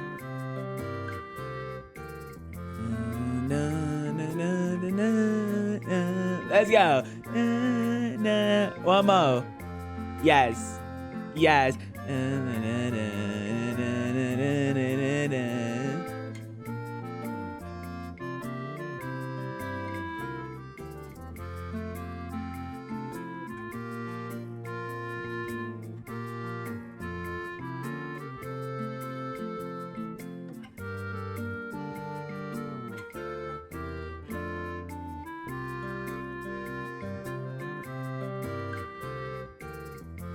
My fault.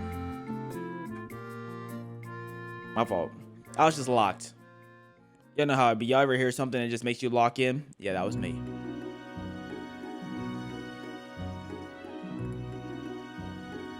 All right, let's get into the video.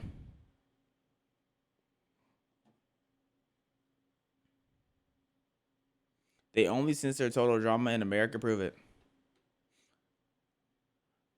Bombaclot.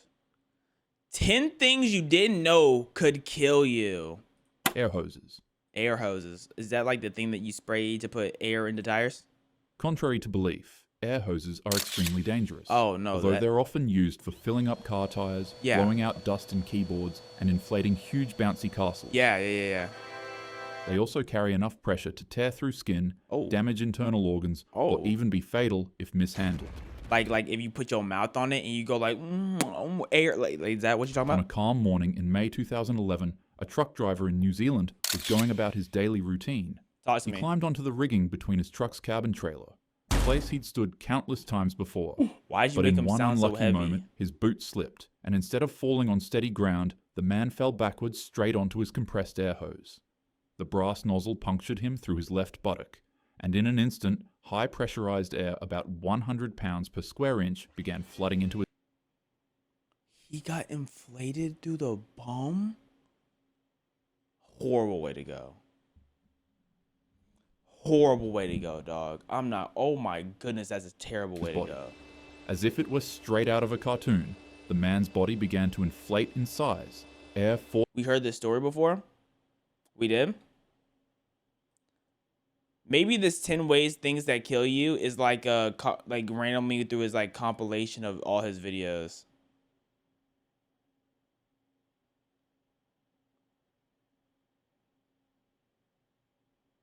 Oh, if that's the case, on to the next video. Bada boom, bada bang. People who refuse to die in history. Today we're going over extreme survival stories of people who refused to die. Like he's giving himself surgery. John Coulter. It's 1809, and frontiersman John Coulter and his friend John Potts are paddling a canoe up the Jefferson River. Okay. The two men are hunting for beaver pelts on this expedition, and they both know that they have just crossed into some very dangerous territory. Because of crocodiles Just a few and alligators? years earlier, Coulter was part of the legendary Lewis and Clark expedition that mapped the previously unexplored American West. Okay. While traveling in what is now Montana, the party had some not-so-friendly encounters with the native Blackfeet Indians, who have lived in this region for generations. These tribes had begun working with British fur companies and now saw the American presence in the area as bad for business. Talk to him. Coulter could not help but notice the demand for beaver pelts was skyrocketing, and so, in 1806, 2 months before the official end of the expedition, he asked to be honorably discharged, and he chose to stay out in the wilderness to try to strike it rich. But John was soon given a lesson on just how much the local tribes did not appreciate American fur trappers on their turf. In 1808, the Blackfeet had ambushed him and shot an arrow in his leg. Had the Flathead and Crow Indians he was traveling with. Hey, you got on their land. They don't want y'all to be there. Sounds like you were trespassing to me. Not chased them away, he would have been dead. Now well aware that the Blackfeet did not want them around, that was like the duo were doing everything they could to avoid them at all costs. Wait, so he got an arrow to the knee already. He knew that they didn't want him to be around. So now he going back. Okay. Walk of the other. I know. I saw you the previous times. Green money. I saw you. Trust. I saw y'all, but we're already into this video, so patience. We might go back to the other one. Probably not, but you never know. Coulter and Potts continued rowing in silence, hoping that they could pass through unnoticed. But as they turned the corner, a cold shiver ran down their spine as hundreds of... Now, how y'all gonna escape this? Blackfeet warriors began stepping out of the forest and onto the riverbank. The natives don't seem to be very interested in doing business, and they gesture for the men to come to them. Coulter knows they don't have a lot of options here, so he nervously brings the canoe to shore. The instant he steps onto land, the Blackfeet strip him naked and take his rifle, knife, and gear. As he watches Coulter being stripped bare, Potts begins to imagine the horrific things the Blackfeet have in store for them, and he refuses to get off the canoe. The warriors begin to lose their patience, and one of them shoots an arrow into him for his stubbornness. Dog, get out, bro. You need to get out. Potts, now bleeding, panics and grabs his rifle. He fires at one of the warriors, and instantly the Blackfeet return, a storm of arrows that... What did he think was about to happen? Bro, okay, so he took a L. He took a L, bro. Turn his body into a pincushion. Horrified, Coulter can do nothing but stand there and watch as Potts is dragged ashore and that would look crazy in real life with all those arrows. Pieces. Oh my God! He assumes he's next, but instead, the chief unexpectedly points to the open prairie and tells him to run. Coulter couldn't believe what was happening. He was being spared, and so he takes off. Then now they're all playing a game. They're like, first one to bring back his head gets to get head from me. Or he said something like that, I think. Sprinting butt naked as fast as he could, he gets a few hundred yards away when suddenly war cries echo out in the distance behind him. I was right. And it dawns on him that he had not been set free after all. He was simply given a head start. This was a hunt, and he was their prey. What if this didn't happen, right? Because this story is probably getting written by him. So what if what actually happened was he slimed out his friend, and he needed an excuse for sliming out his friend, so he made up this whole story. Naked, alone, and now running for his life, Coulter sprints ahead. He knows that about 6 miles away is the Madison River. If he can just make it there, he may have a chance of getting away. Every step drives sharp rocks into his bare feet, and his legs are ripped up by shrubs. But Coulter pushes himself harder than he ever has before. His lungs burning, he keeps running until his vision starts to blur and blood begins pouring from his nose from the sheer strain. Yeah, he definitely wrote this himself, and he was gassing. He was like, bro, they were chasing me for miles, dog. R.I.P. to my man. What was his name? Potts, man. Potts, bro. Potts, he was just trying to defend me. What really happened? Well, you see, me and Pod, I had a thing for Pods, right? So, I was trying to smooth talk on sweet talk, and I started taking my clothes off when he went to go take a whiz, and he came back, he saw me naked. He was like, what the F are you doing? And I was like, hey, Pods, I know you have a thing for me. He's like, no, I don't got no thing for you. And then he shot him back. And then he ran away. He was scared, so he was too afraid to put his clothes on. Like, that's really what happened. He was trying to procreate with Potts. Well, not procreate. He was trying to fornicate with Potts. Yeah.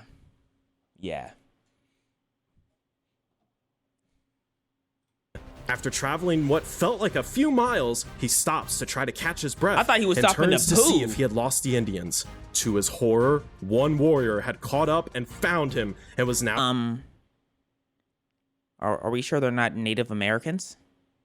Right, I thought y'all said we were in America. So I don't think they're Indians. I think they're Native Americans, but maybe I'm the wrong one in the wrong. Just 20 yards away, exhausted and knowing he can't outrun the man, he quickly turns to fight.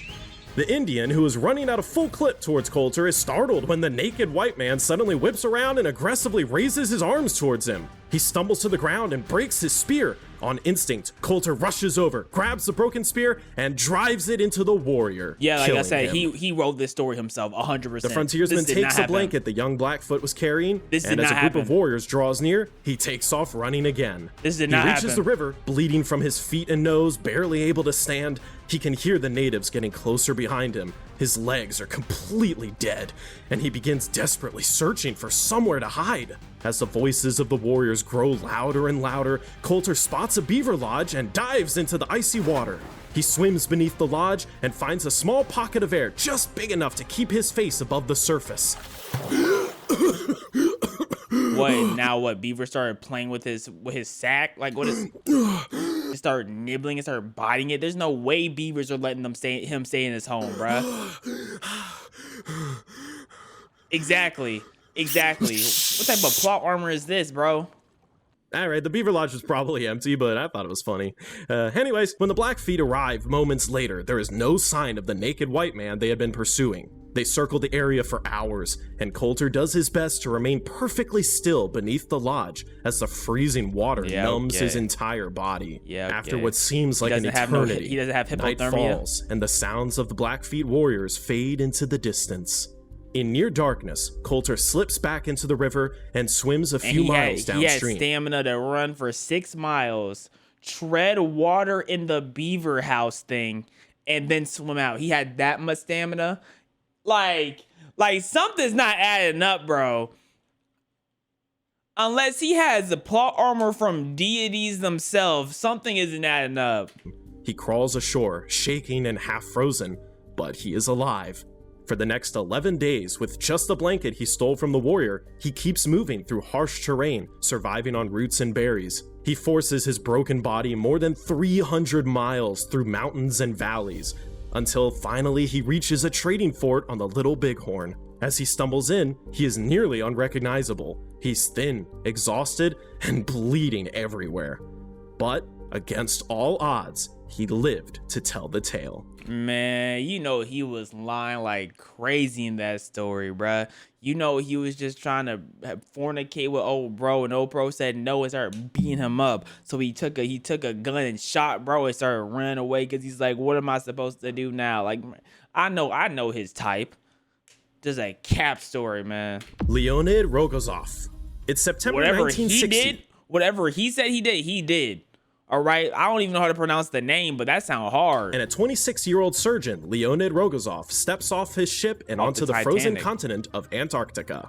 A few months earlier, the Soviet Union had announced its 6th Antarctic expedition and was looking for a doctor willing to spend 2 years at the Novolazarevskaya station. One of the most remote research stations on Earth. Give me some bread. Leonid had been studying to become a surgeon, but when he heard the news, he dropped everything and quickly applied to join the expedition. He's chosen and is assigned to join the 13-man research team as its sole doctor. As Leonid excitedly walks to the station, he can't believe how quickly his life has changed. So this is the guy who gave himself completely unaware that soon he would be fighting for his life with nothing but a scalpel and a mirror. By January 1961, I'm not gonna lie, performing surgery on yourself, that's hard. That sounds so hard, bro. You tell me it's a life or death situation, you have to sit there, you had to cut yourself open and perform surgery. I'm gonna dap you up. I'm gonna give you a hug, man.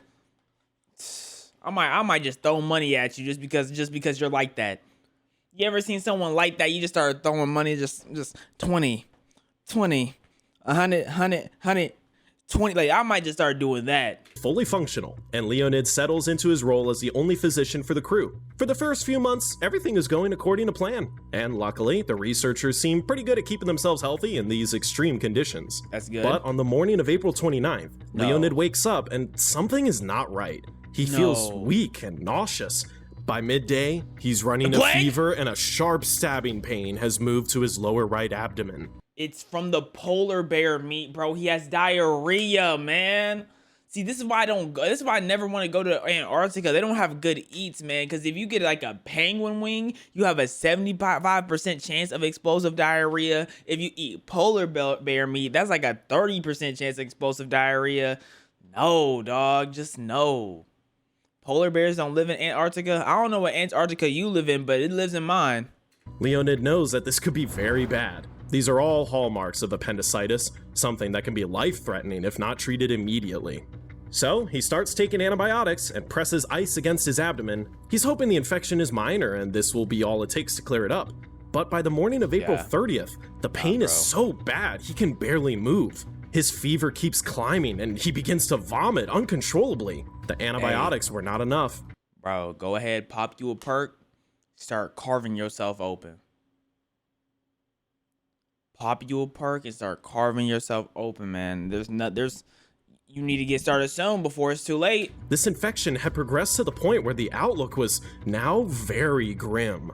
His appendix could rupture, and if it did, he would only survive hours to days without proper treatment. The nearest Soviet research station with another doctor is over 1,000 miles away, And to make things even worse, a severe blizzard had rolled in, making it impossible for any planes to land at Novozorevskaya to rescue him. The researchers at the station watch helplessly as their doctor's condition continues to worsen. There's nothing they can do, and they realize they may have to helplessly watch him die.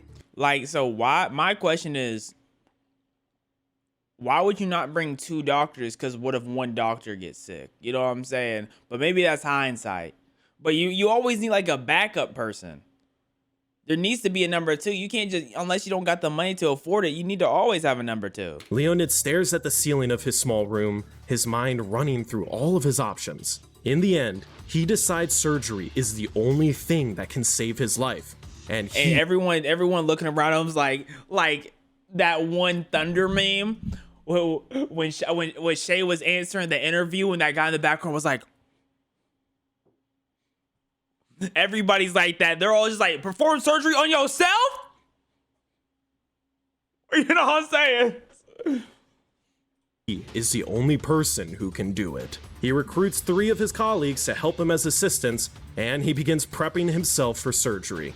He orders one of the researchers to hold a mirror near his abdomen so he can see what he's doing during the surgery. He places another researcher near his tools so he can call for them as needed, and he gives the 3rd man a shot of adrenaline and instructs the researcher to stand by and use it on him if he passes out.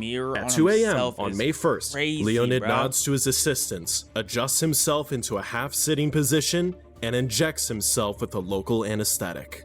Looking at the mirror, he picks up a scalpel and makes a 4-inch cut on his right side. He continues to cut through layers of muscle and tissue, but he struggles using the mirror to see and eventually begins working through touch alone.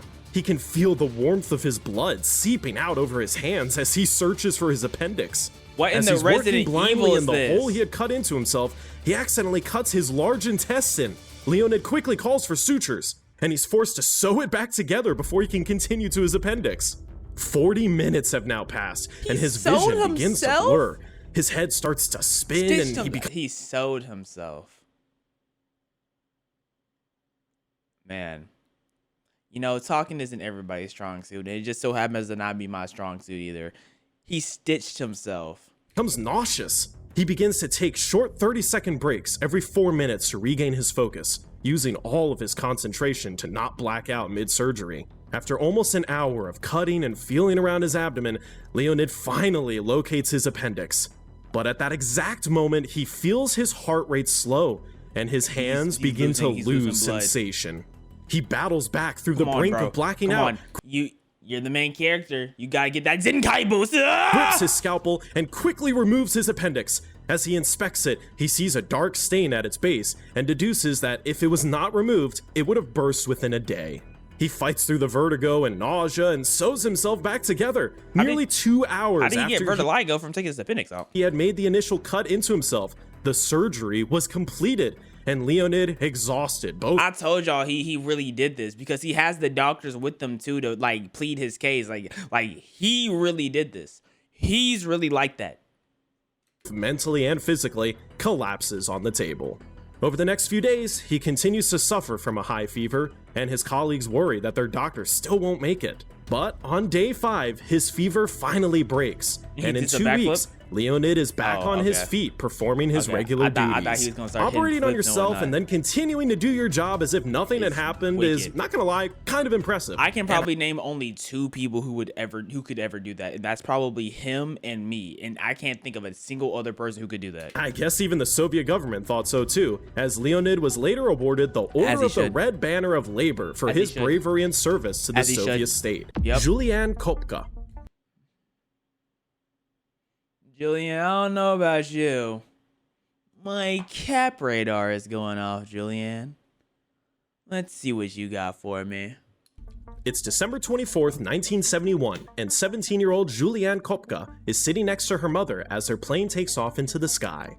A day earlier, Julian had graduated from high school in Lima, and now she's finally going back home to spend Christmas with her dad. Her parents were world-renowned zoologists who were living at a research station they'd established deep in the Amazon rainforest. The original plan was for Julianne to return to the research station a few days earlier, but wanting to participate in her graduation ceremony, she convinced her mother to stay with her and fly back on Christmas Eve instead. That's but lovely. Being Christmas, all the flights out of Lima were booked solid. Yeah. And the only airline with available seats was LANSA, an airline with a poor reputation for safety. Then why are they still an airline? Like you can't, I just feel like you can't be an airline and they're like, oh yeah, they have a poor reputation when it comes to safety. Like, then cancel them, remove them. Julianne's father urged his wife not to book with LANSA, but thinking this was a short 1-hour flight, Julianne's mom booked the tickets. You know how pissed off dad about to be if he hears his wife's dead. You know how pissed off and sad he about to be, and they were now aboard LANSA Flight 508, heading home. Their plane climbs to cruising altitude, and everything seems fine. But roughly 30 minutes after takeoff, Julianne looks out the window and sees dark clouds and flashes of lightning surrounding them. The pilot had chosen to fly directly into a thunderstorm, and soon the entire aircraft began shaking violently. The aircraft is tossed in the storm, and luggage is rattled out of the overhead bins. Passengers begin to scream with every bump as the the character models, bro. The baby's killing me too. Julianne holds her mother's hand tightly, but both are unable to speak out of fear. Suddenly, the panic in the cabin is drowned out by a massive bang from outside. Of course. When Julianne looks back out the window again, she sees that the plane's right wing is on fire. Oh, brother. Terrified, she looks to her mom, who looks back at her and calmly says, "That is the end. It's all over." I'm sorry, it's not funny. It's just a dramatic scene switch. That is the end. That's just crazy, bro. Like, he's taking a situation that should be terrifying, bro, and he's not making it scary for me, bro. He's not making it scary at all. Like, this is not my fault. Look, bang from outside. When Julianne, the panic. Look at these pilots. I'm supposed to be taking that seriously, dog. Come on. Like, I'm trying. Drowned out by a massive bang from outside. When Julianne looks back out the window again, she sees that the plane's right wing is on fire. Terrified, she looks to her mom, who looks back at her and calmly says, "That is the end. It's all over." The plane's engines scream louder and louder as it drops into a nosedive. Oh my gosh. And within seconds, it begins to tear itself apart mid-air. Passengers are flown into the open sky, and when Julianne opens her eyes, the cabin is gone. Wind is ripping past her as she falls towards the rainforest below. Okay. Sorry. Maybe I'm tweaking. I don't know nothing about planes. How did the back half fall off?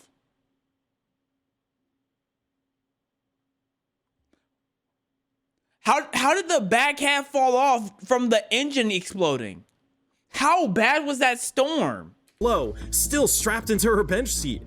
As the tree line accelerates towards her, she passes out. When she opens her eyes, it's the next morning.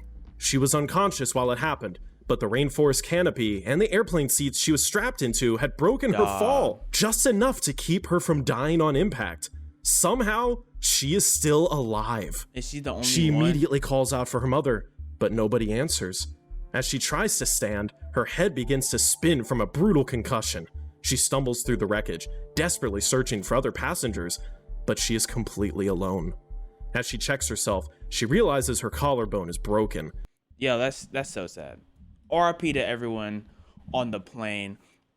Bro, that is terrifying. Can you please depict it as more terrifying next time? Please.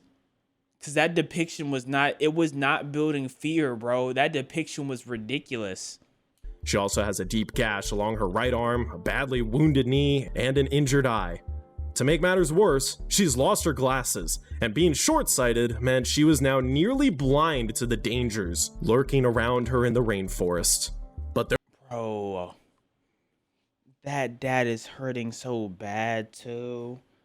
Oh my goodness. Calling them saying, hey, do not take that far. Oh my gosh. There was one thing that Julianne had that perhaps no one else who may have survived the crash had. A graduated geography. A pager. I don't know. It's the 70s? During the 18 months she lived with her parents in the Amazon before high school, she learned the basics of how to survive in the jungle. Yeah, that makes sense. She remembered that the best chance of survival in a situation like this was to find a river, because if she followed it long enough, it would eventually lead her to people. As she moves through the scattered wreckage, she finds a bag of sweets. With that as her only food, Julianne pushes forward through the thick jungle. For days, she hobbled through the rainforest. Nah, she better than me, bro. If I was beside my mom, I woke up and she's dead, I don't think I'm pushing through, bro. I don't think I'm pushing through. I might just lay there and wait. Forest alone, the calls of the animals around her providing an eerie soundtrack to her hike of desperation. At night, the cold winds leave her shivering as she curls up in a bush to try to sleep. As the days pass, the wound on her arm becomes infected, and botfly maggots start eating into her open flesh. On the fourth day, she finds a stream and begins to follow it. As she turns the corner, she sees something that sends shivers down. It's a jaguar. Oh my gosh. Her spine. In front of her are 3 dead passengers from her flight, all still strapped to their seats with their heads buried into the ground. It's the first time Julianne had ever seen a dead body. Did he laugh during saying it? Did he? Hold on. Because I'm a detective. Hold on. Let's go back and dissect what he just said. Their heads buried into the ground. It's the first time Julianne had ever seen a... That's a giggle. Is that not a giggle? Is that not a giggle? Am I tweaking? I don't know. That sound like a little laugh. I'm just saying. That was definitely a little chuckle, bro. Dead body, and she is initially frozen in fear. She works up the courage to approach the bodies to check the woman, dreading the idea that this could be her mom, but finds that the corpse's toenails are painted, something her mother never did. Staring at the passengers, the last bits of hope she was holding onto begin to slip away. Yeah, because would your mom not be beside you? I guess the seat depiction was just to give us a point of view, like to let us know that she was split up from her mom. Maybe that's what that was. Because like I would assume if y'all were sitting on like the same bench thing that like y'all, you know. She gathers herself and forces onward. The sound of moving water grows louder, and the creek suddenly opens into a wide river. She knows that if she continues to walk along the river, she could maybe find her way out. But after 10 days of stumbling through the forest, she is reaching her limit. Her bag of sweets ran out days ago, and now she was so weak she could barely stand. Just as she is about to give up, she spots a small boat tied to the riverbank. Where the hell did the boat spawn from? Where did the boat spawn from? I'm not gonna lie, 10 out of 10 RNG right there. Oh my goodness. Do you like Arcane? I've never seen Arcane.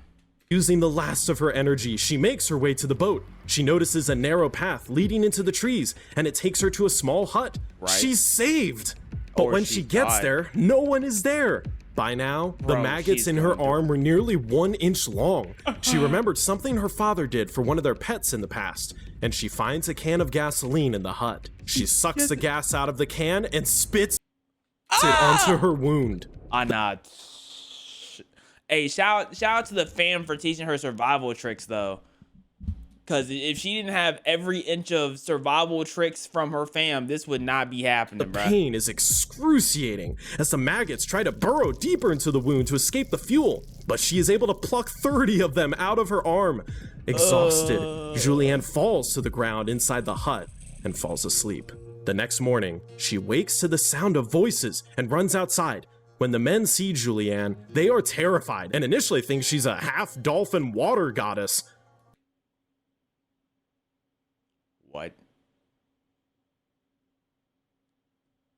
What? Half-dolphin water goddess. What do you mean by half-dolphin?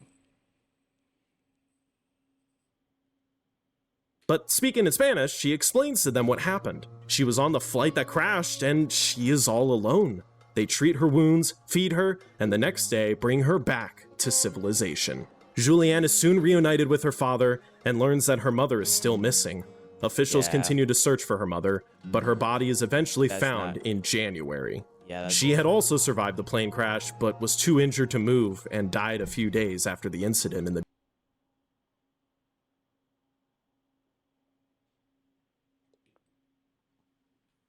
That was worse than I thought. Oh my gosh. jungle. Of the 92 people aboard Lanza Flight 508, Julianne was the only survivor, and, in fact, she's still alive today. Oh my gosh. Yo, that was heart-wrenching. Goodness gracious. Shout out to the survival tips you were taught, though, by her family, because she would not have made it. But dang, the fact that the mom was still alive is terrifying and sad. Search it up. Oh, I'm about to. Lanza 508.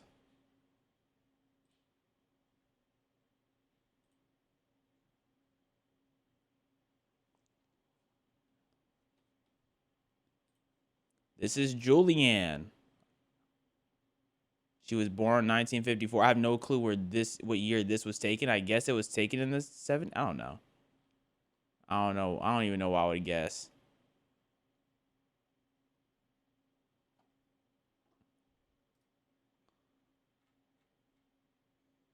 How old is she now? Here she is. Bada boom. So that means that old picture, this is definitely was taken like, I don't even know. I have no clue when this was taken.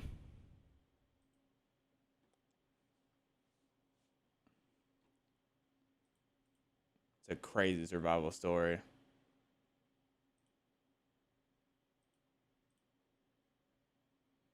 Okay.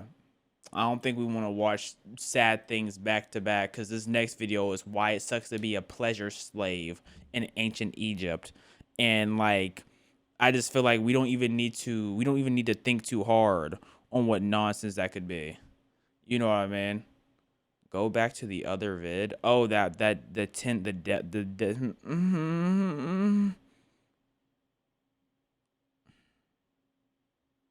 Hold on. I'm trying to see something. I need more, more. I need more, more.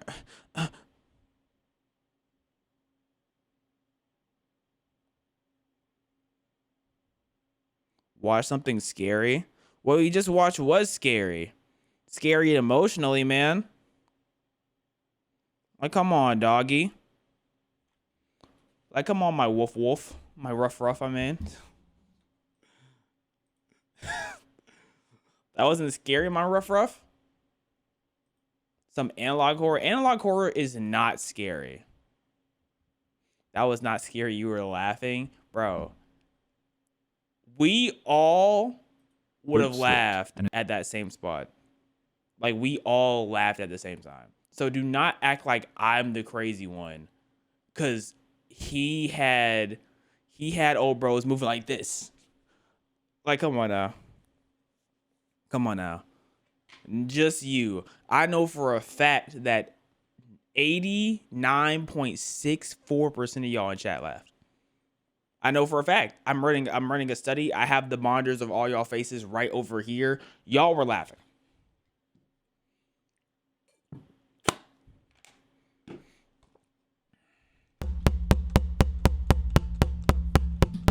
like that? How does it make you feel? How does that make you feel? You feel good? I hope it feels amazing. Yeah. Yeah, I hope it sounds great.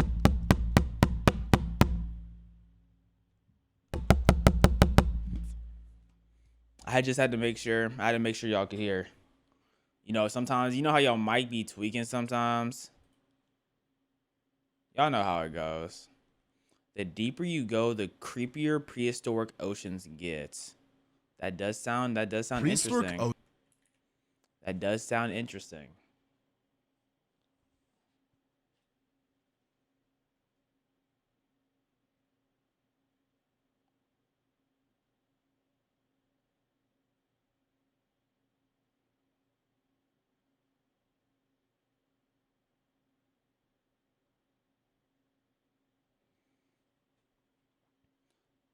Y'all want to go back to this vid?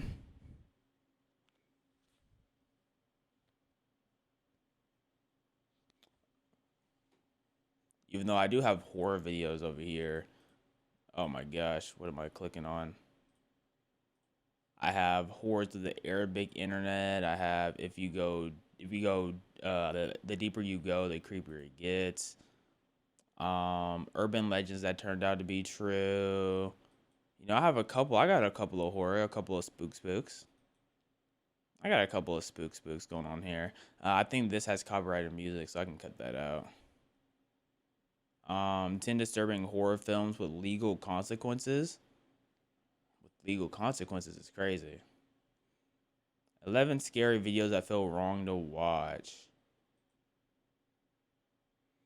Every major human mistake that changed history forever. That sounds like a banger. That sounds like a banger. I'm not gonna lie. I might have to move this to the top of the totem pole. So guys, are we gonna go horror? We're gonna go horror next.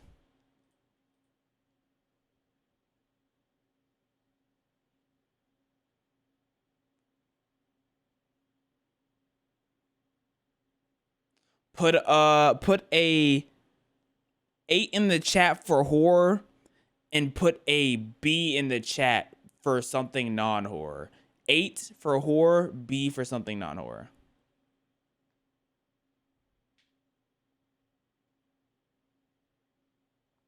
Okay. Okay, so it looks like we are going horror. So let's see. Let me gather the best candidates and put them all beside each other. And then y'all are gonna choose between like 3 or 4 videos.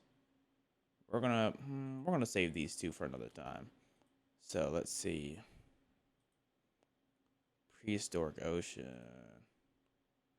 We're going to take all the actually we're gonna save those 3 for next time. Yeah, okay. So y'all gonna choose between these 3. Horrors on Arabic internet. The deeper you go, the creepier prehistoric oceans get. Let's see if we can see the thumbnail of this. Yeah, this is a thumbnail of this. And then urban legends that turned out to be true. So for the Arabic internet, what should I have y'all do? Okay, put a C in the chat for the Arabic internet, put a 10 in the chat for the prehistoric ocean, and put a B, but the insect for the urban legends. So 10, B, C.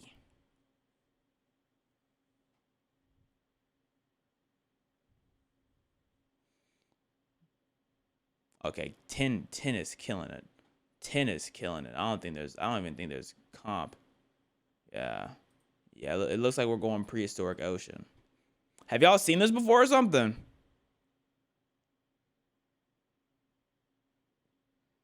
Because I just think it's like for so many of y'all to say that, if y'all seen like this or seen someone do this, y'all are putting B, but I definitely said put the insect B, like BEE, so none of y'all B's count. We're watching this.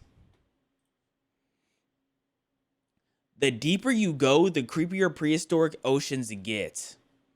Talk to me. Prehistoric Ocean wasn't just dangerous. It was a liquid horror show where nightmare creatures with giant eyes stalked through eternal darkness. And some of these monsters are still alive today. And we're going to see which ones I could take on. right? Because I feel like it wouldn't make sense if I don't like let y'all know where my talents lie on physical capabilities throughout all these monsters, ocean looking in places we've barely explored. Look, we think the ocean today is scary, which fair enough. It's got great whites and giant squid. This guy, he has 2 channels. So he has the horror channel and he has this. Oh my. I'm like, because I'm listening to the voice and I'm like, it sounds like I know who this is, but I don't have none of. Okay. Oh my goodness, play the vid. Okay, so since Pretzel wants to rush me, I'm not playing the vid. Y'all can all say boo Pretzel, and y'all can say boo my name is Sight. In fact, I'm gonna go use the bathroom.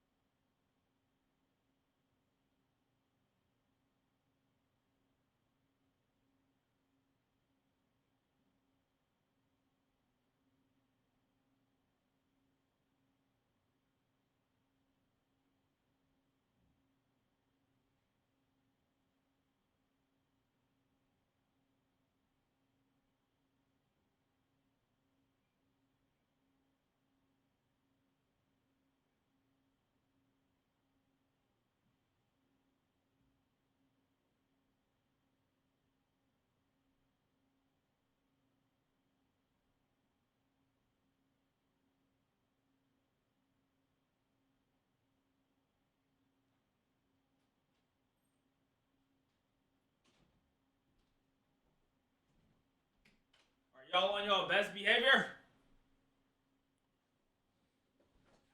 Are y'all on y'all best behavior? Pretzel, you've been such a bad boy for mommy. Okay, yeah, I'm a be right back. Yeah, no. I'm not dealing with that. No. Maybe another day. Not today though. What is bro talking about? Who is he calling a naughty? What is he talking about, man? Golly.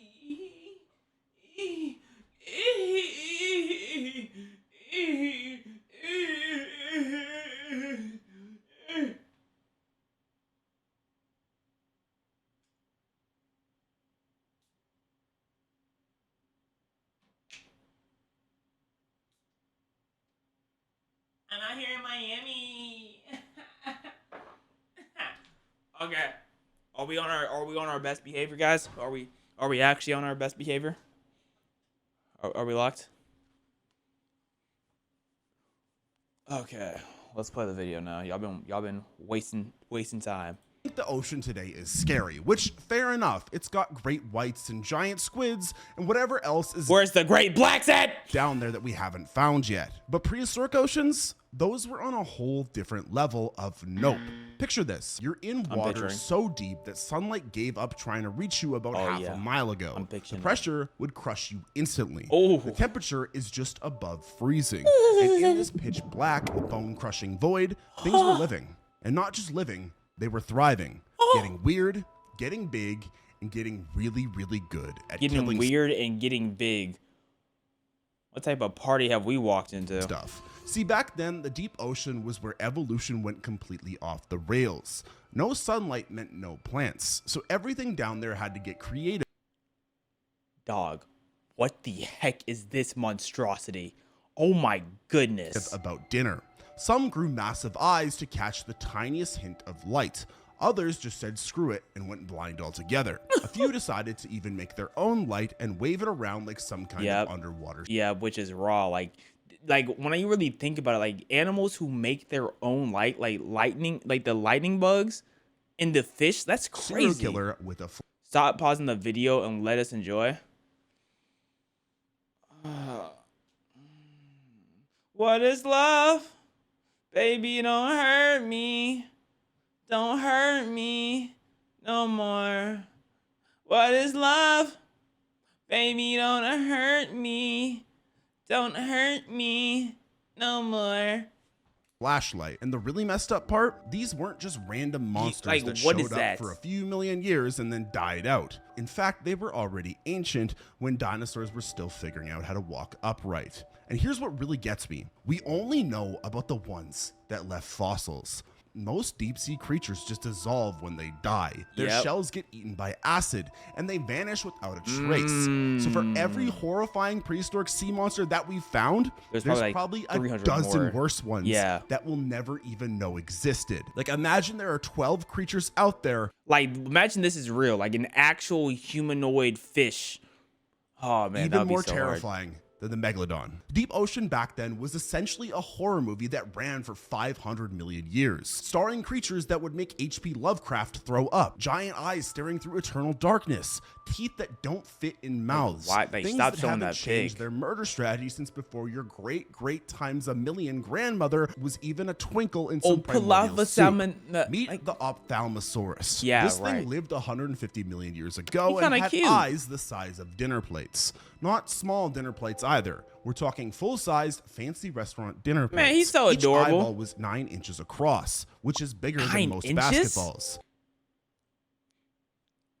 That's huge. Now, you might be thinking, oh, big eyes, so what? Well, those massive eyes weren't just for looking pretty. They were for seeing in complete darkness while diving deeper than most nuclear submarines go today. This reptile could hold its breath for over 20 minutes and dive over 3,000 feet down into water so dark you couldn't see your hand in front of your face. But it's a fish. Why would anything want to do that, though? No, but it's a fish. So what do you mean by hold its breath? Well, simple. Like a dolphin? Dinner was down there. The weirdest part is how good it was at this job. While other marine reptiles were splashing around in shallow water eating fish, Ophthalmosaurus was down there in the void. Oh, he was getting eyes action to spot the faintest glimmer of bioluminescence. Picture something bigger than a dolphin, but built like a torpedo, with eyes so big they had to be reinforced with rings of bone just so they wouldn't collapse under the pressure. I'm taking it on because I'm gonna punch it in this big eye. Like that's a big eye for me to miss. Like I'm easy. I'm gonna easy lick in.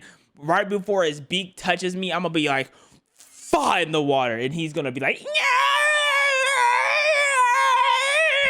yeah, easy. And it wasn't even the only one doing this. We found these things all over Europe. So apparently diving into the abyss to hunt tentacled monsters was a popular career choice back then. Is he getting touched? Which tells you something about how messed up the Jurassic oceans really were. But what if you didn't even need massive eyes to be a nightmare? Phosphorus was only 12 feet long. In the world of prehistoric sea monsters, 12 feet. That thing's 12 feet. A nightmare. Phosphorus. That's 12 feet long. That's more than 2 of me. And his eyes are small. I need to think about this one. Long. In the world of prehistoric sea monsters, that's basically a minnow. But here's the thing about this particular minnow. It had forward-facing eyes. You know what else has forward-facing eyes? Owls, hawks, things that hunt and kill other things for a living. Most reptiles have eyes on the sides of their heads because they spend their time trying running to get away. Eaten. Phosphorus, This guy had he's both on eyes the prowl. pointing straight ahead. He's just like me in the That would ocean. make a sniper jealous. Yo, I might not be able to take him out because he's just a better me since he built for the. Okay. And those eyes were huge. Not Ophthalmosaurus huge, but big enough that they probably took up half its skull. Scientists think this little monster was nocturnal, while all the big scary mosasaurs were sleeping off their day of terrorizing everything in sight. Phosphosaurus was just getting started. It would cruise through the dark waters, using those precision-guided eyes to pick off glowing lanternfish and About to go to 7-Eleven later. Walk at any advice? Yeah, make your own food. Oh, I got him. Oh. Squid that thought they were safe in the night. The really twisted part is how good it was at this job. We're talking about a reptile that figured out how to be an underwater owl 70 million years before actual owls even existed. It wasn't. See, I'm a man before his time. Is that not meat, bro? My favorite underwater creature, bro. Found big prey in broad daylight, so it just waited until dark and became the ocean's first serial killer. And get this, it lived in Japan. So while T-Rex was stomping around on land, the waters off prehistoric Japan were being stalked by this small, precise killer with giant forward-facing eyes. Just cruising through the darkness, picking off anything dumb enough to light itself up. Talk about evolutionary specialization. Most mosasaurs were built like buses. This one was built like a scalpel. And of course, some deep sea killers took a more direct approach. Viperfish have teeth. That could never be me. That could never be me, bro. Look at that ugly thing. First off, look at it. I'm catching it like this, and then I'm gonna bite the back of it to let it know who's boss. Man, disgusting fish. So long, they stick out of their mouth even when it's closed. These aren't normal teeth. These are straight up fangs that curve back toward the eyes. This can't be real. This literally looks fake. This looks like it's in a show. Because there's literally nowhere else. Like the eyeballs look painted on. This fish has been perfecting its nightmare look for 15 million years, and honestly, it nailed it on the first try. The teeth are so big that if a human had proportional fangs, they would be dragging on the ground when you walked. But here's where it gets really messed up. Viperfish use these teeth by ramming into their prey at full speed. You'd think hitting something tooth first would mess up your skull pretty bad. Well, Viperfish thought of that too. They evolved a built-in crumple zone. The first bone behind their head is basically a shock absorber that keeps their brain from turning into soup every time so it just goes headbutting things. So it must have been a football player in this dark, completely motionless, in this waiting current for light. Something to swim by. Then it fires itself forward and impales whatever was unlucky enough to be in the neighborhood. There's no chase scene. There's no fancy hunting strategy. Just pure, brutal, That's not me. That's not efficiency. Me. But how would I get that? So if it's attacking off of first movement, I'm gonna just move faster than it and then catch it because it's easy to see. Viperfish have lights all along their belly. See, it has they lights on camouflage them. themselves from below, and a little fish lure on their back to attract prey from above. So they're basically a floating death trap with a neon sign that says free food here. And they're still doing this today. Right now, somewhere in the deep ocean, a viperfish is hanging perfectly still with its mouth full of fangs. It is not moving, bro. Like, it really is not moving a muscle. They've been at it for millions of years, and they're not going to be stopping anytime soon. And they are really scary, but they're not that big compared to the goblin shark, which is also still around. I see why it's called a goblin with that nostril. Oh my God, that schnauzer. How does that nose help it in evolution, bro? Please tell me.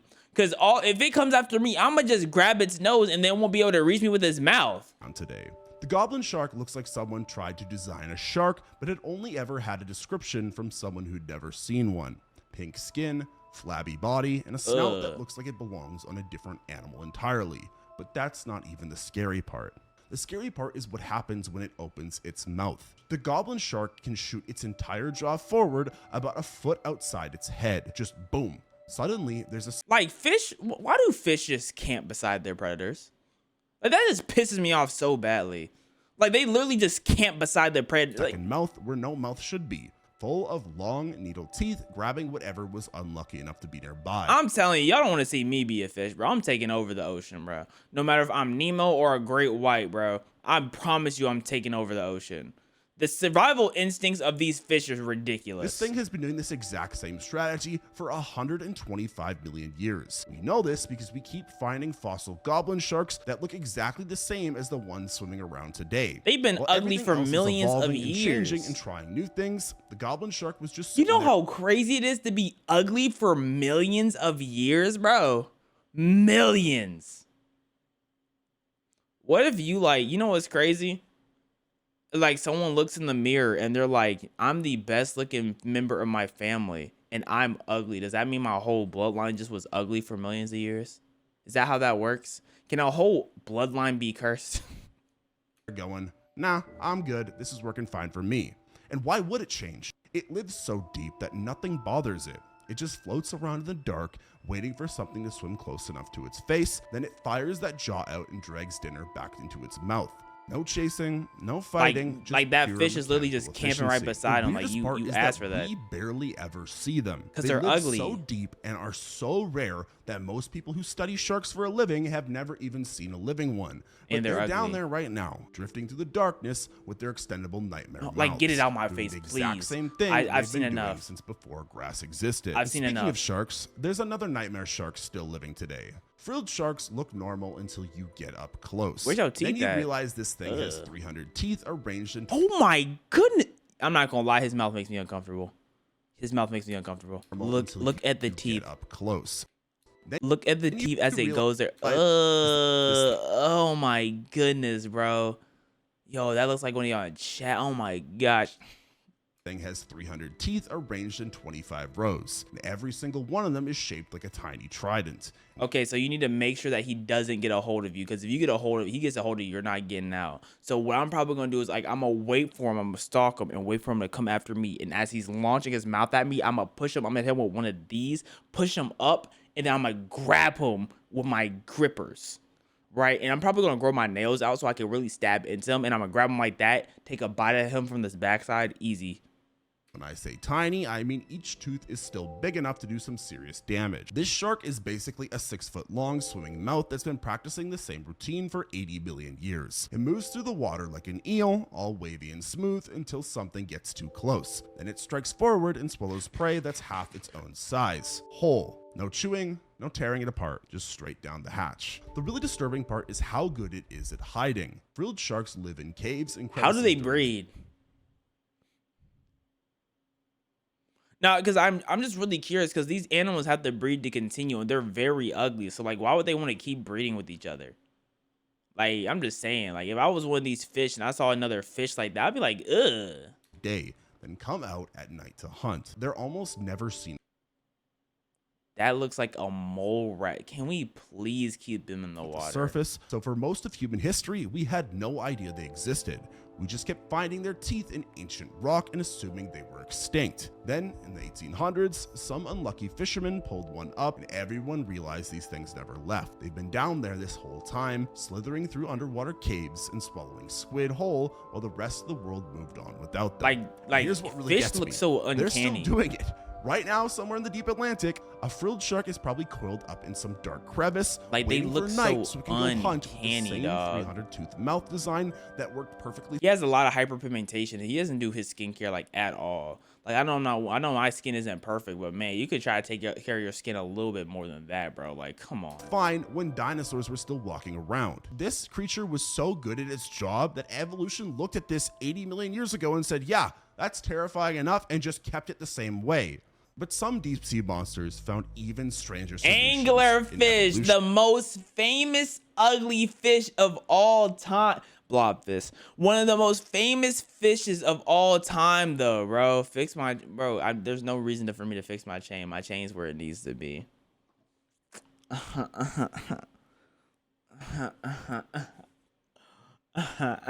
eye is itchy.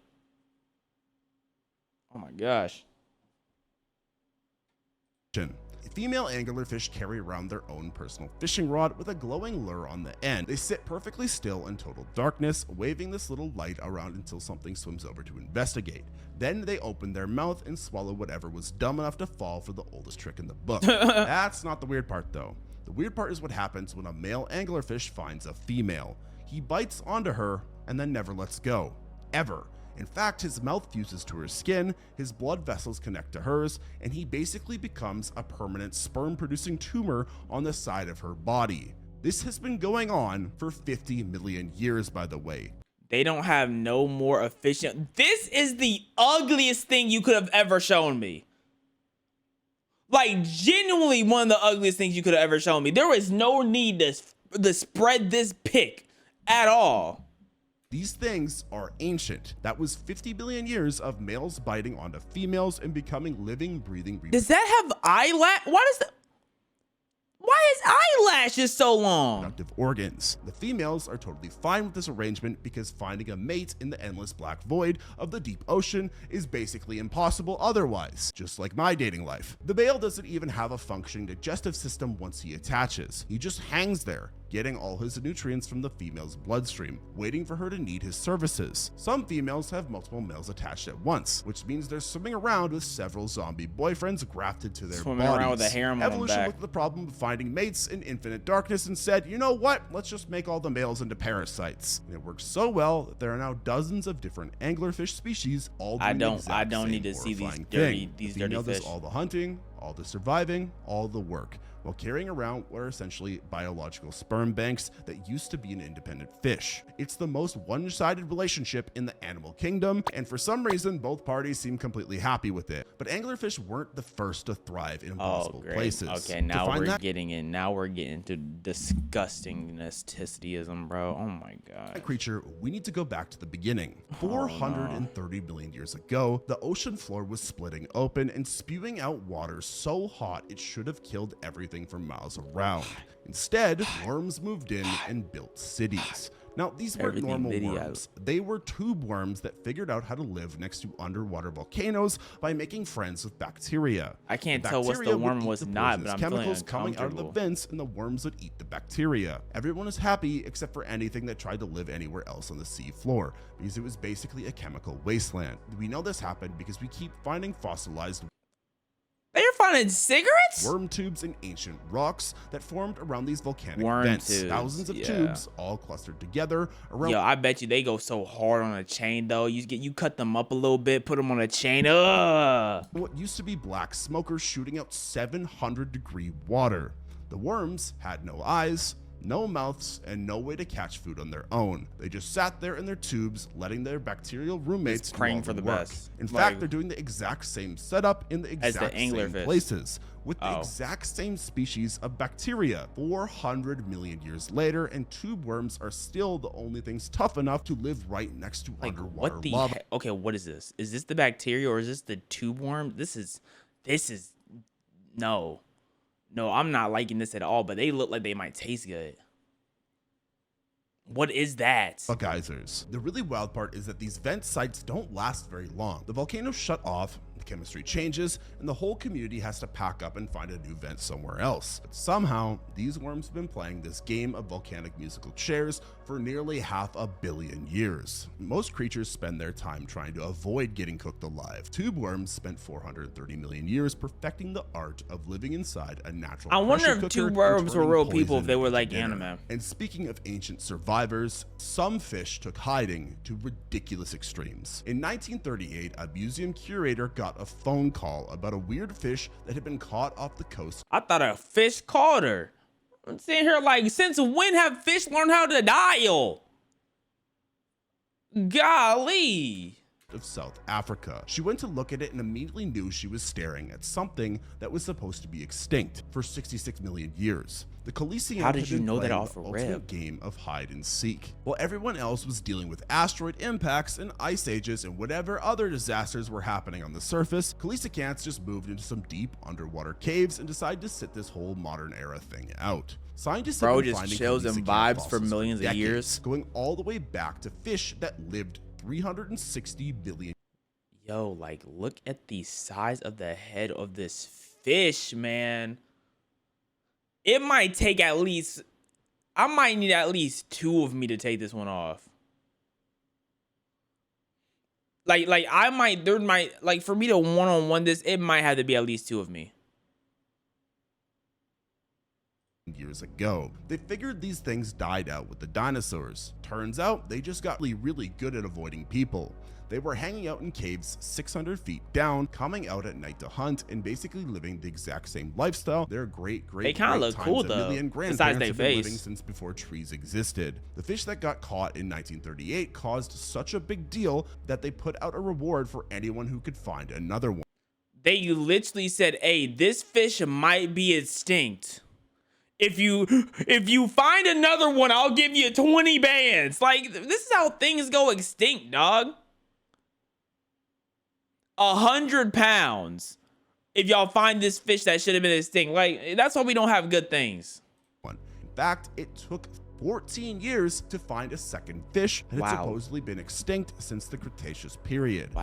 That's some next level hiding skills right there. And when they finally studied living coelacanths, they found out these fish hadn't bothered to evolve much of anything in all that time. Same weird fins, same weird skulls, and the same weird way of giving birth to live babies instead of laying eggs. So while everything else was evolving, adapting, and trying new things, coelacanths were in their caves going, nah, I'm good, I'll see you in a couple million years. But other ancient creatures took a different approach to survival in the oceans. Imagine walking through a forest where every single tree is actually an animal. Well, that's what the ancient sea floor looked like when sea lilies were running the show. These things grew 60 feet tall and swayed in the current with their feathery arms. 60 feet tall, 60 feet tall, 60. Right. Okay. Spread out to catch food floating by. They weren't lilies and they weren't plants. They were animals that just happened to look like underwater flowers. So like a Venus flytrap. Floor in dense forests that stretched for miles. They're the OG aquatic flytrap. Some of these underwater trees were taller than a 6-story building. All of them stuck to the seafloor by their roots and waving their arms around trying to catch dinner. The crazy part is how successful this strategy was. For hundreds of billions of years, being a giant underwater flower was apparently the way to go. Sea lily fossils are so common that entire limestone cliffs are made out of nothing but their broken stems and arms. Literally whole mountains of dead sea lily parts. Most of them got wiped out during the big extinction at the end of the Permian period, but a few species said, you know what, we're just that just looks like an underwater spider. They kept doing their thing in the abyss. We didn't even know they were still alive until the 1800s when someone finally dragged one up from the deep ocean. Today, there are still sea lilies down there, doing the exact same thing they've been doing for 300 billion years, standing around on the seafloor, waving their arms in the current, catching whatever floats by. They're just not as tall as they used to be, and there aren't nearly as many of them, but they're still out there being living flowers on the bottom of the ocean. Talk about sticking with what works. Now we're about to talk about my favorite prehistoric marine reptile, the Abyssosaurus. Is this an underwater giraffe? Why is his neck so long? This is easy claps for me. I've been completely forgetting the fact that I'm supposed to be killing. Okay, how would I kill the anglerfish? Man, I'm grabbing this light and twisting in a circle, bro. Like I'm not tweaking on the anglerfish. Whatever. That stupid fish. Then the fish after that, the one that had different colors. You saw how it didn't want smoke for millions of years? It hid for millions of years. I'm not worried about something that doesn't want no smoke. And sea lilies, they're underground flowers. I'm eating those. Now this Apocalipsosaurus, there is a small problem with this, and it's purely because of how big it is. But that neck, I'm tearing that thing up. That neck is too long. He won't be able to figure out where I am. I'm gonna just be hiding on that neck, just pounding that neck. I'm gonna be pounding that neck, boy. Abyssosaurus literally means bottomless lizard, which is probably the most metal name any prehistoric reptile ever got. And unlike most dinosaur names that sound way cooler than the actual animal, this one earned it. This thing was a plesiosaur that looked at the deep ocean, decided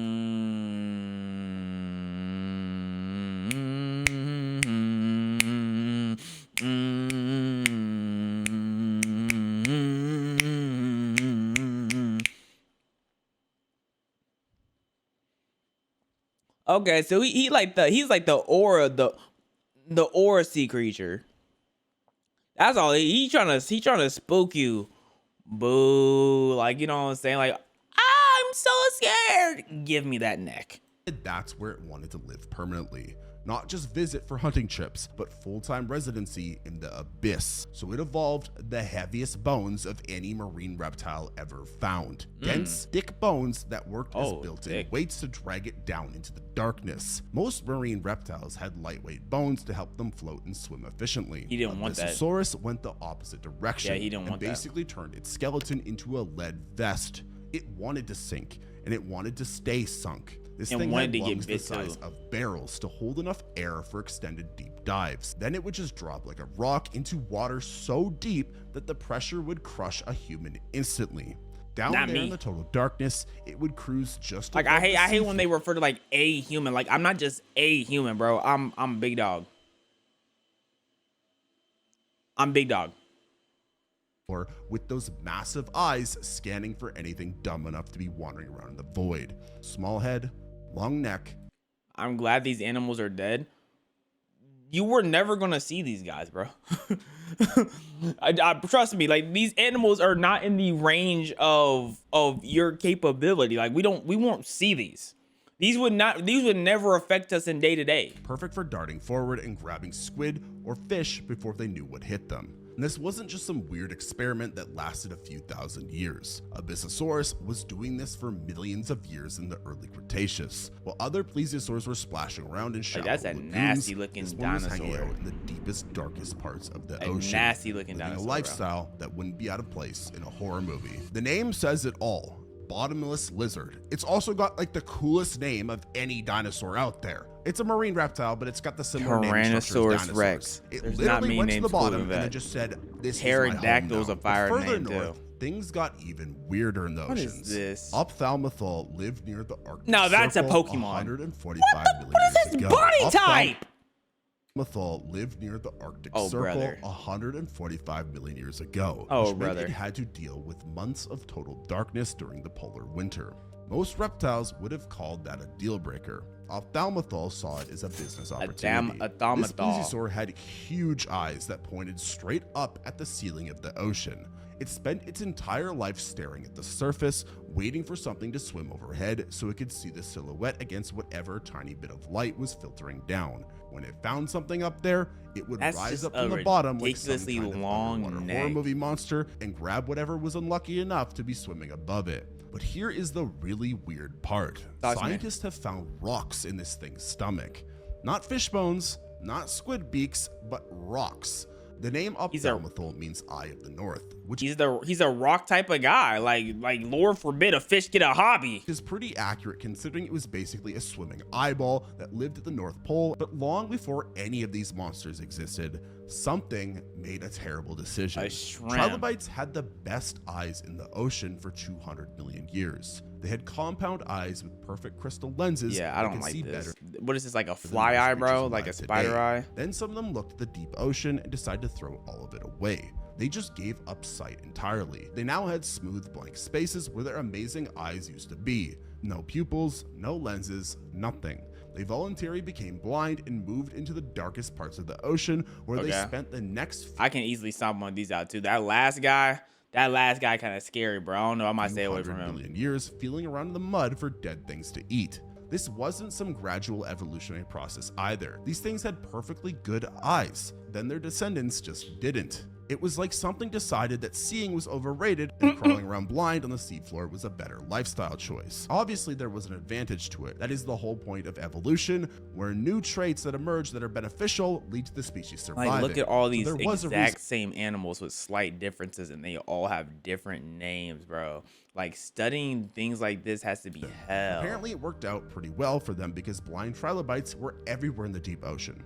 Thousands of them all feeling their way around the darkness with their antennae, bumping into each other, stepping on dead fish, living their best lives without any idea what anything actually looked like. In fact, they survived multiple mass extinctions this way. You think they can learn Braille? If you can't see the asteroid coming, there's no point in worrying about it. The last trilobites on Earth were probably the blind deep sea ones, still crawling around in the mud, still feeling for food with their antennae.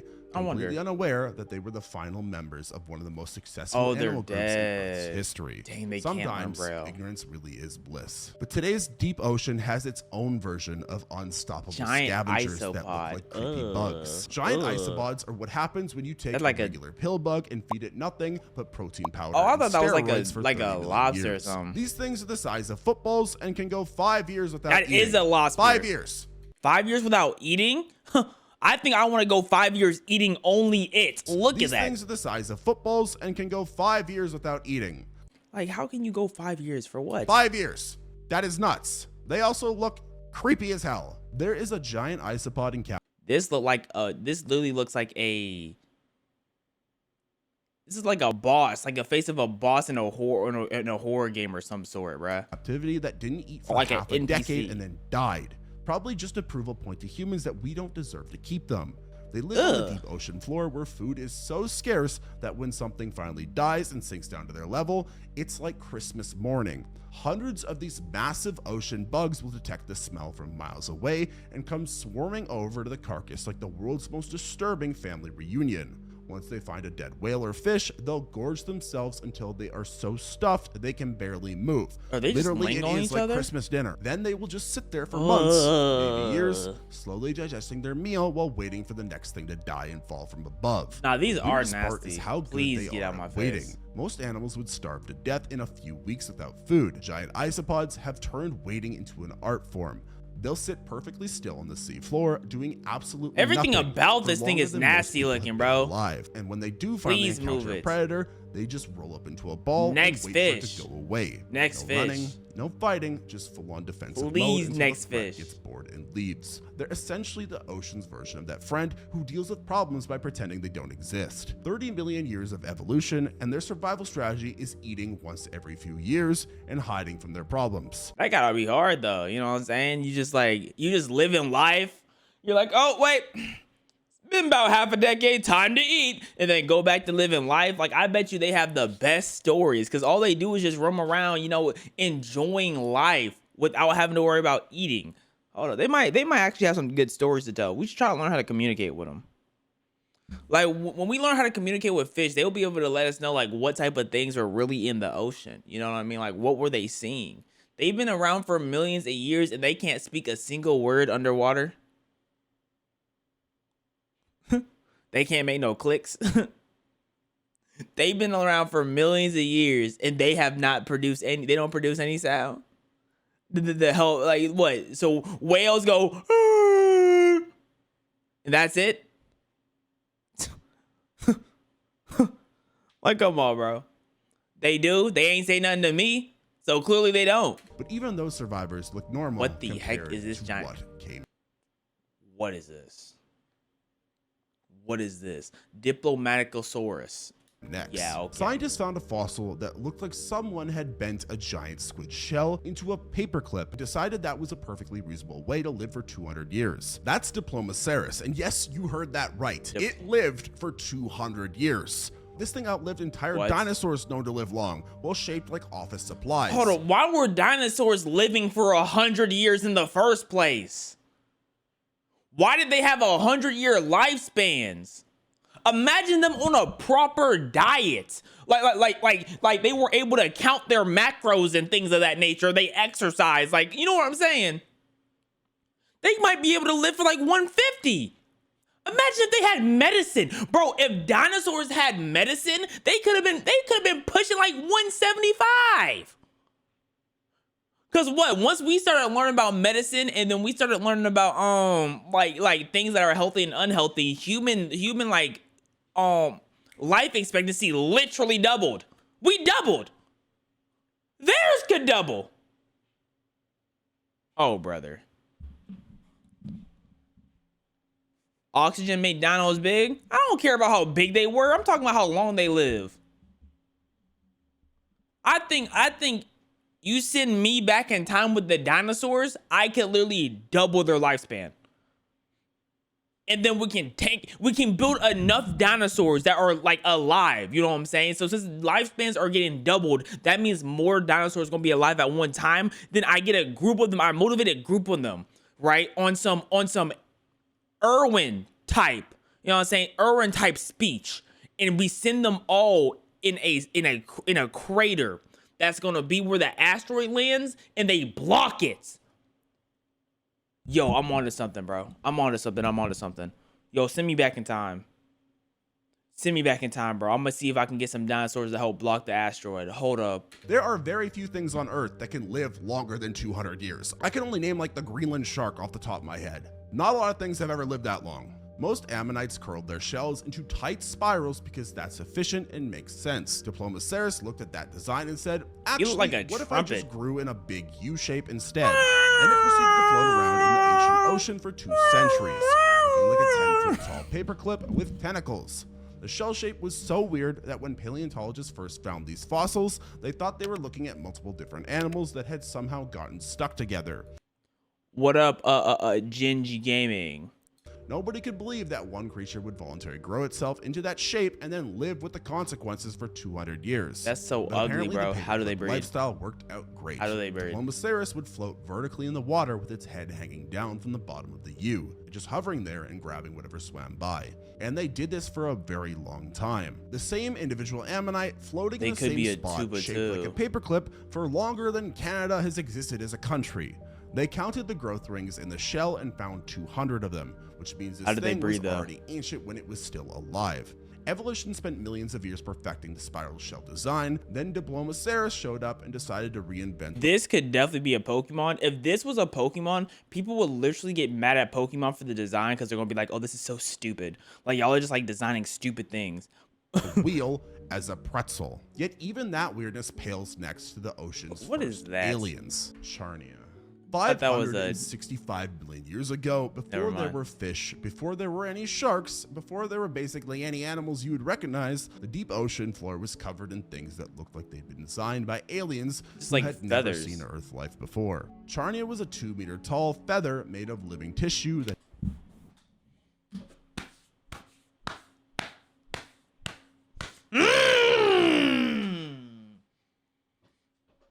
Y'all didn't know I'm like that, huh?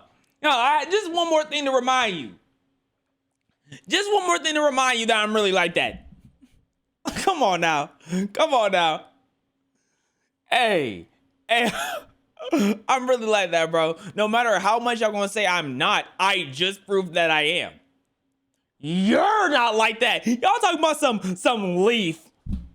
Lil Mouse talking about some leaf. Come on, guys. Y'all didn't know the earth grew feathers, man. Come on. Lucky guess. It's called an educated guess. You have to be educated to be able to guess. And guess what I am? Education. I am the education. Booyah! it had no mouth, no stomach, no eyes, and no way to move. Just stood there on the seafloor, swaying in the current, absorbing nutrients directly through its skin from the surrounding water. Bro's life must have been boring. Billions of years. No predators existed yet, so nothing bothered it. No competition for food, so it didn't need to hunt. No reason to evolve quickly, so it stayed exactly the same, doing exactly nothing that for longer than complex life has existed anywhere else. These things covered the ancient seafloor in vast... Like, it can't even do a money spread. It's just sitting there flowing in the ocean. They can't do a single money spread. Like, get this out of here. Thousands of them, all identical, all motionless. All just standing there absorbing chemicals from seawater while the rest of Earth figured out what evolution was supposed to be doing. They had fractal patterns built into their bodies that repeated at every level of magnification. Perfectly mathematical designs that wouldn't look out of place in a computer program. Is that an Earth's butt plug? Perfectly mathematical designs that wouldn't look out of place. Y'all not slick, dog. Y'all are not slick, man. Let's be so for real. In a computer program. Except this was 500 million years before computers or math or anything that should have been able to create patterns that precise even existed. When Charnia finally went extinct, it left no descendants. Nothing alive today is even remotely related to it.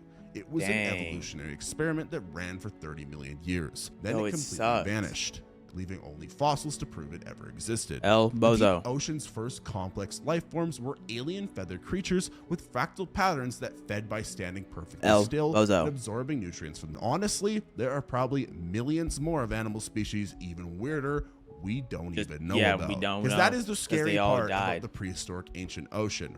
There are so many species we've found, and yet there are so many we haven't. There are probably monsters that once lived down there that we would think were aliens of how crazy they are. What do you think is still down there today? Forget what's down there, man. I need them to find proof of dragons. I don't know if they have. I know they found something like maybe somewhat similar, but I want to confirm dragon. So I can like do a reverse engineer his DNA and raise one nowadays.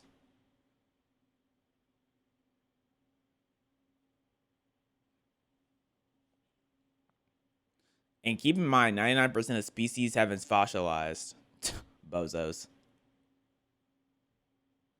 Doing the exact same thing they've been doing since before grass existed. I'll give them something to grass about. You plugged your bum with that and then couldn't walk for 34 years. Congrats. Fantastic, actually. Amazing video. Spin O snack. How tall am I? About 9'12". Anyways, chat. I hope y'all enjoyed the stream. I hope you've had a wonderful day. I hope you have a wonderful I hope you've had a wonderful day. I hope you have a wonderful rest of your night. Sleep tight. And please do not let the bed was bite. But name a height. That's all, folks. Oh yeah. Oh yeah. I can't wait to get that feather butt plug. Oh yeah. Oh yeah. It's something about that feather butt plug. Just yeah. Yeah. That's some good eats. Yeah. That feather butt. Yeah.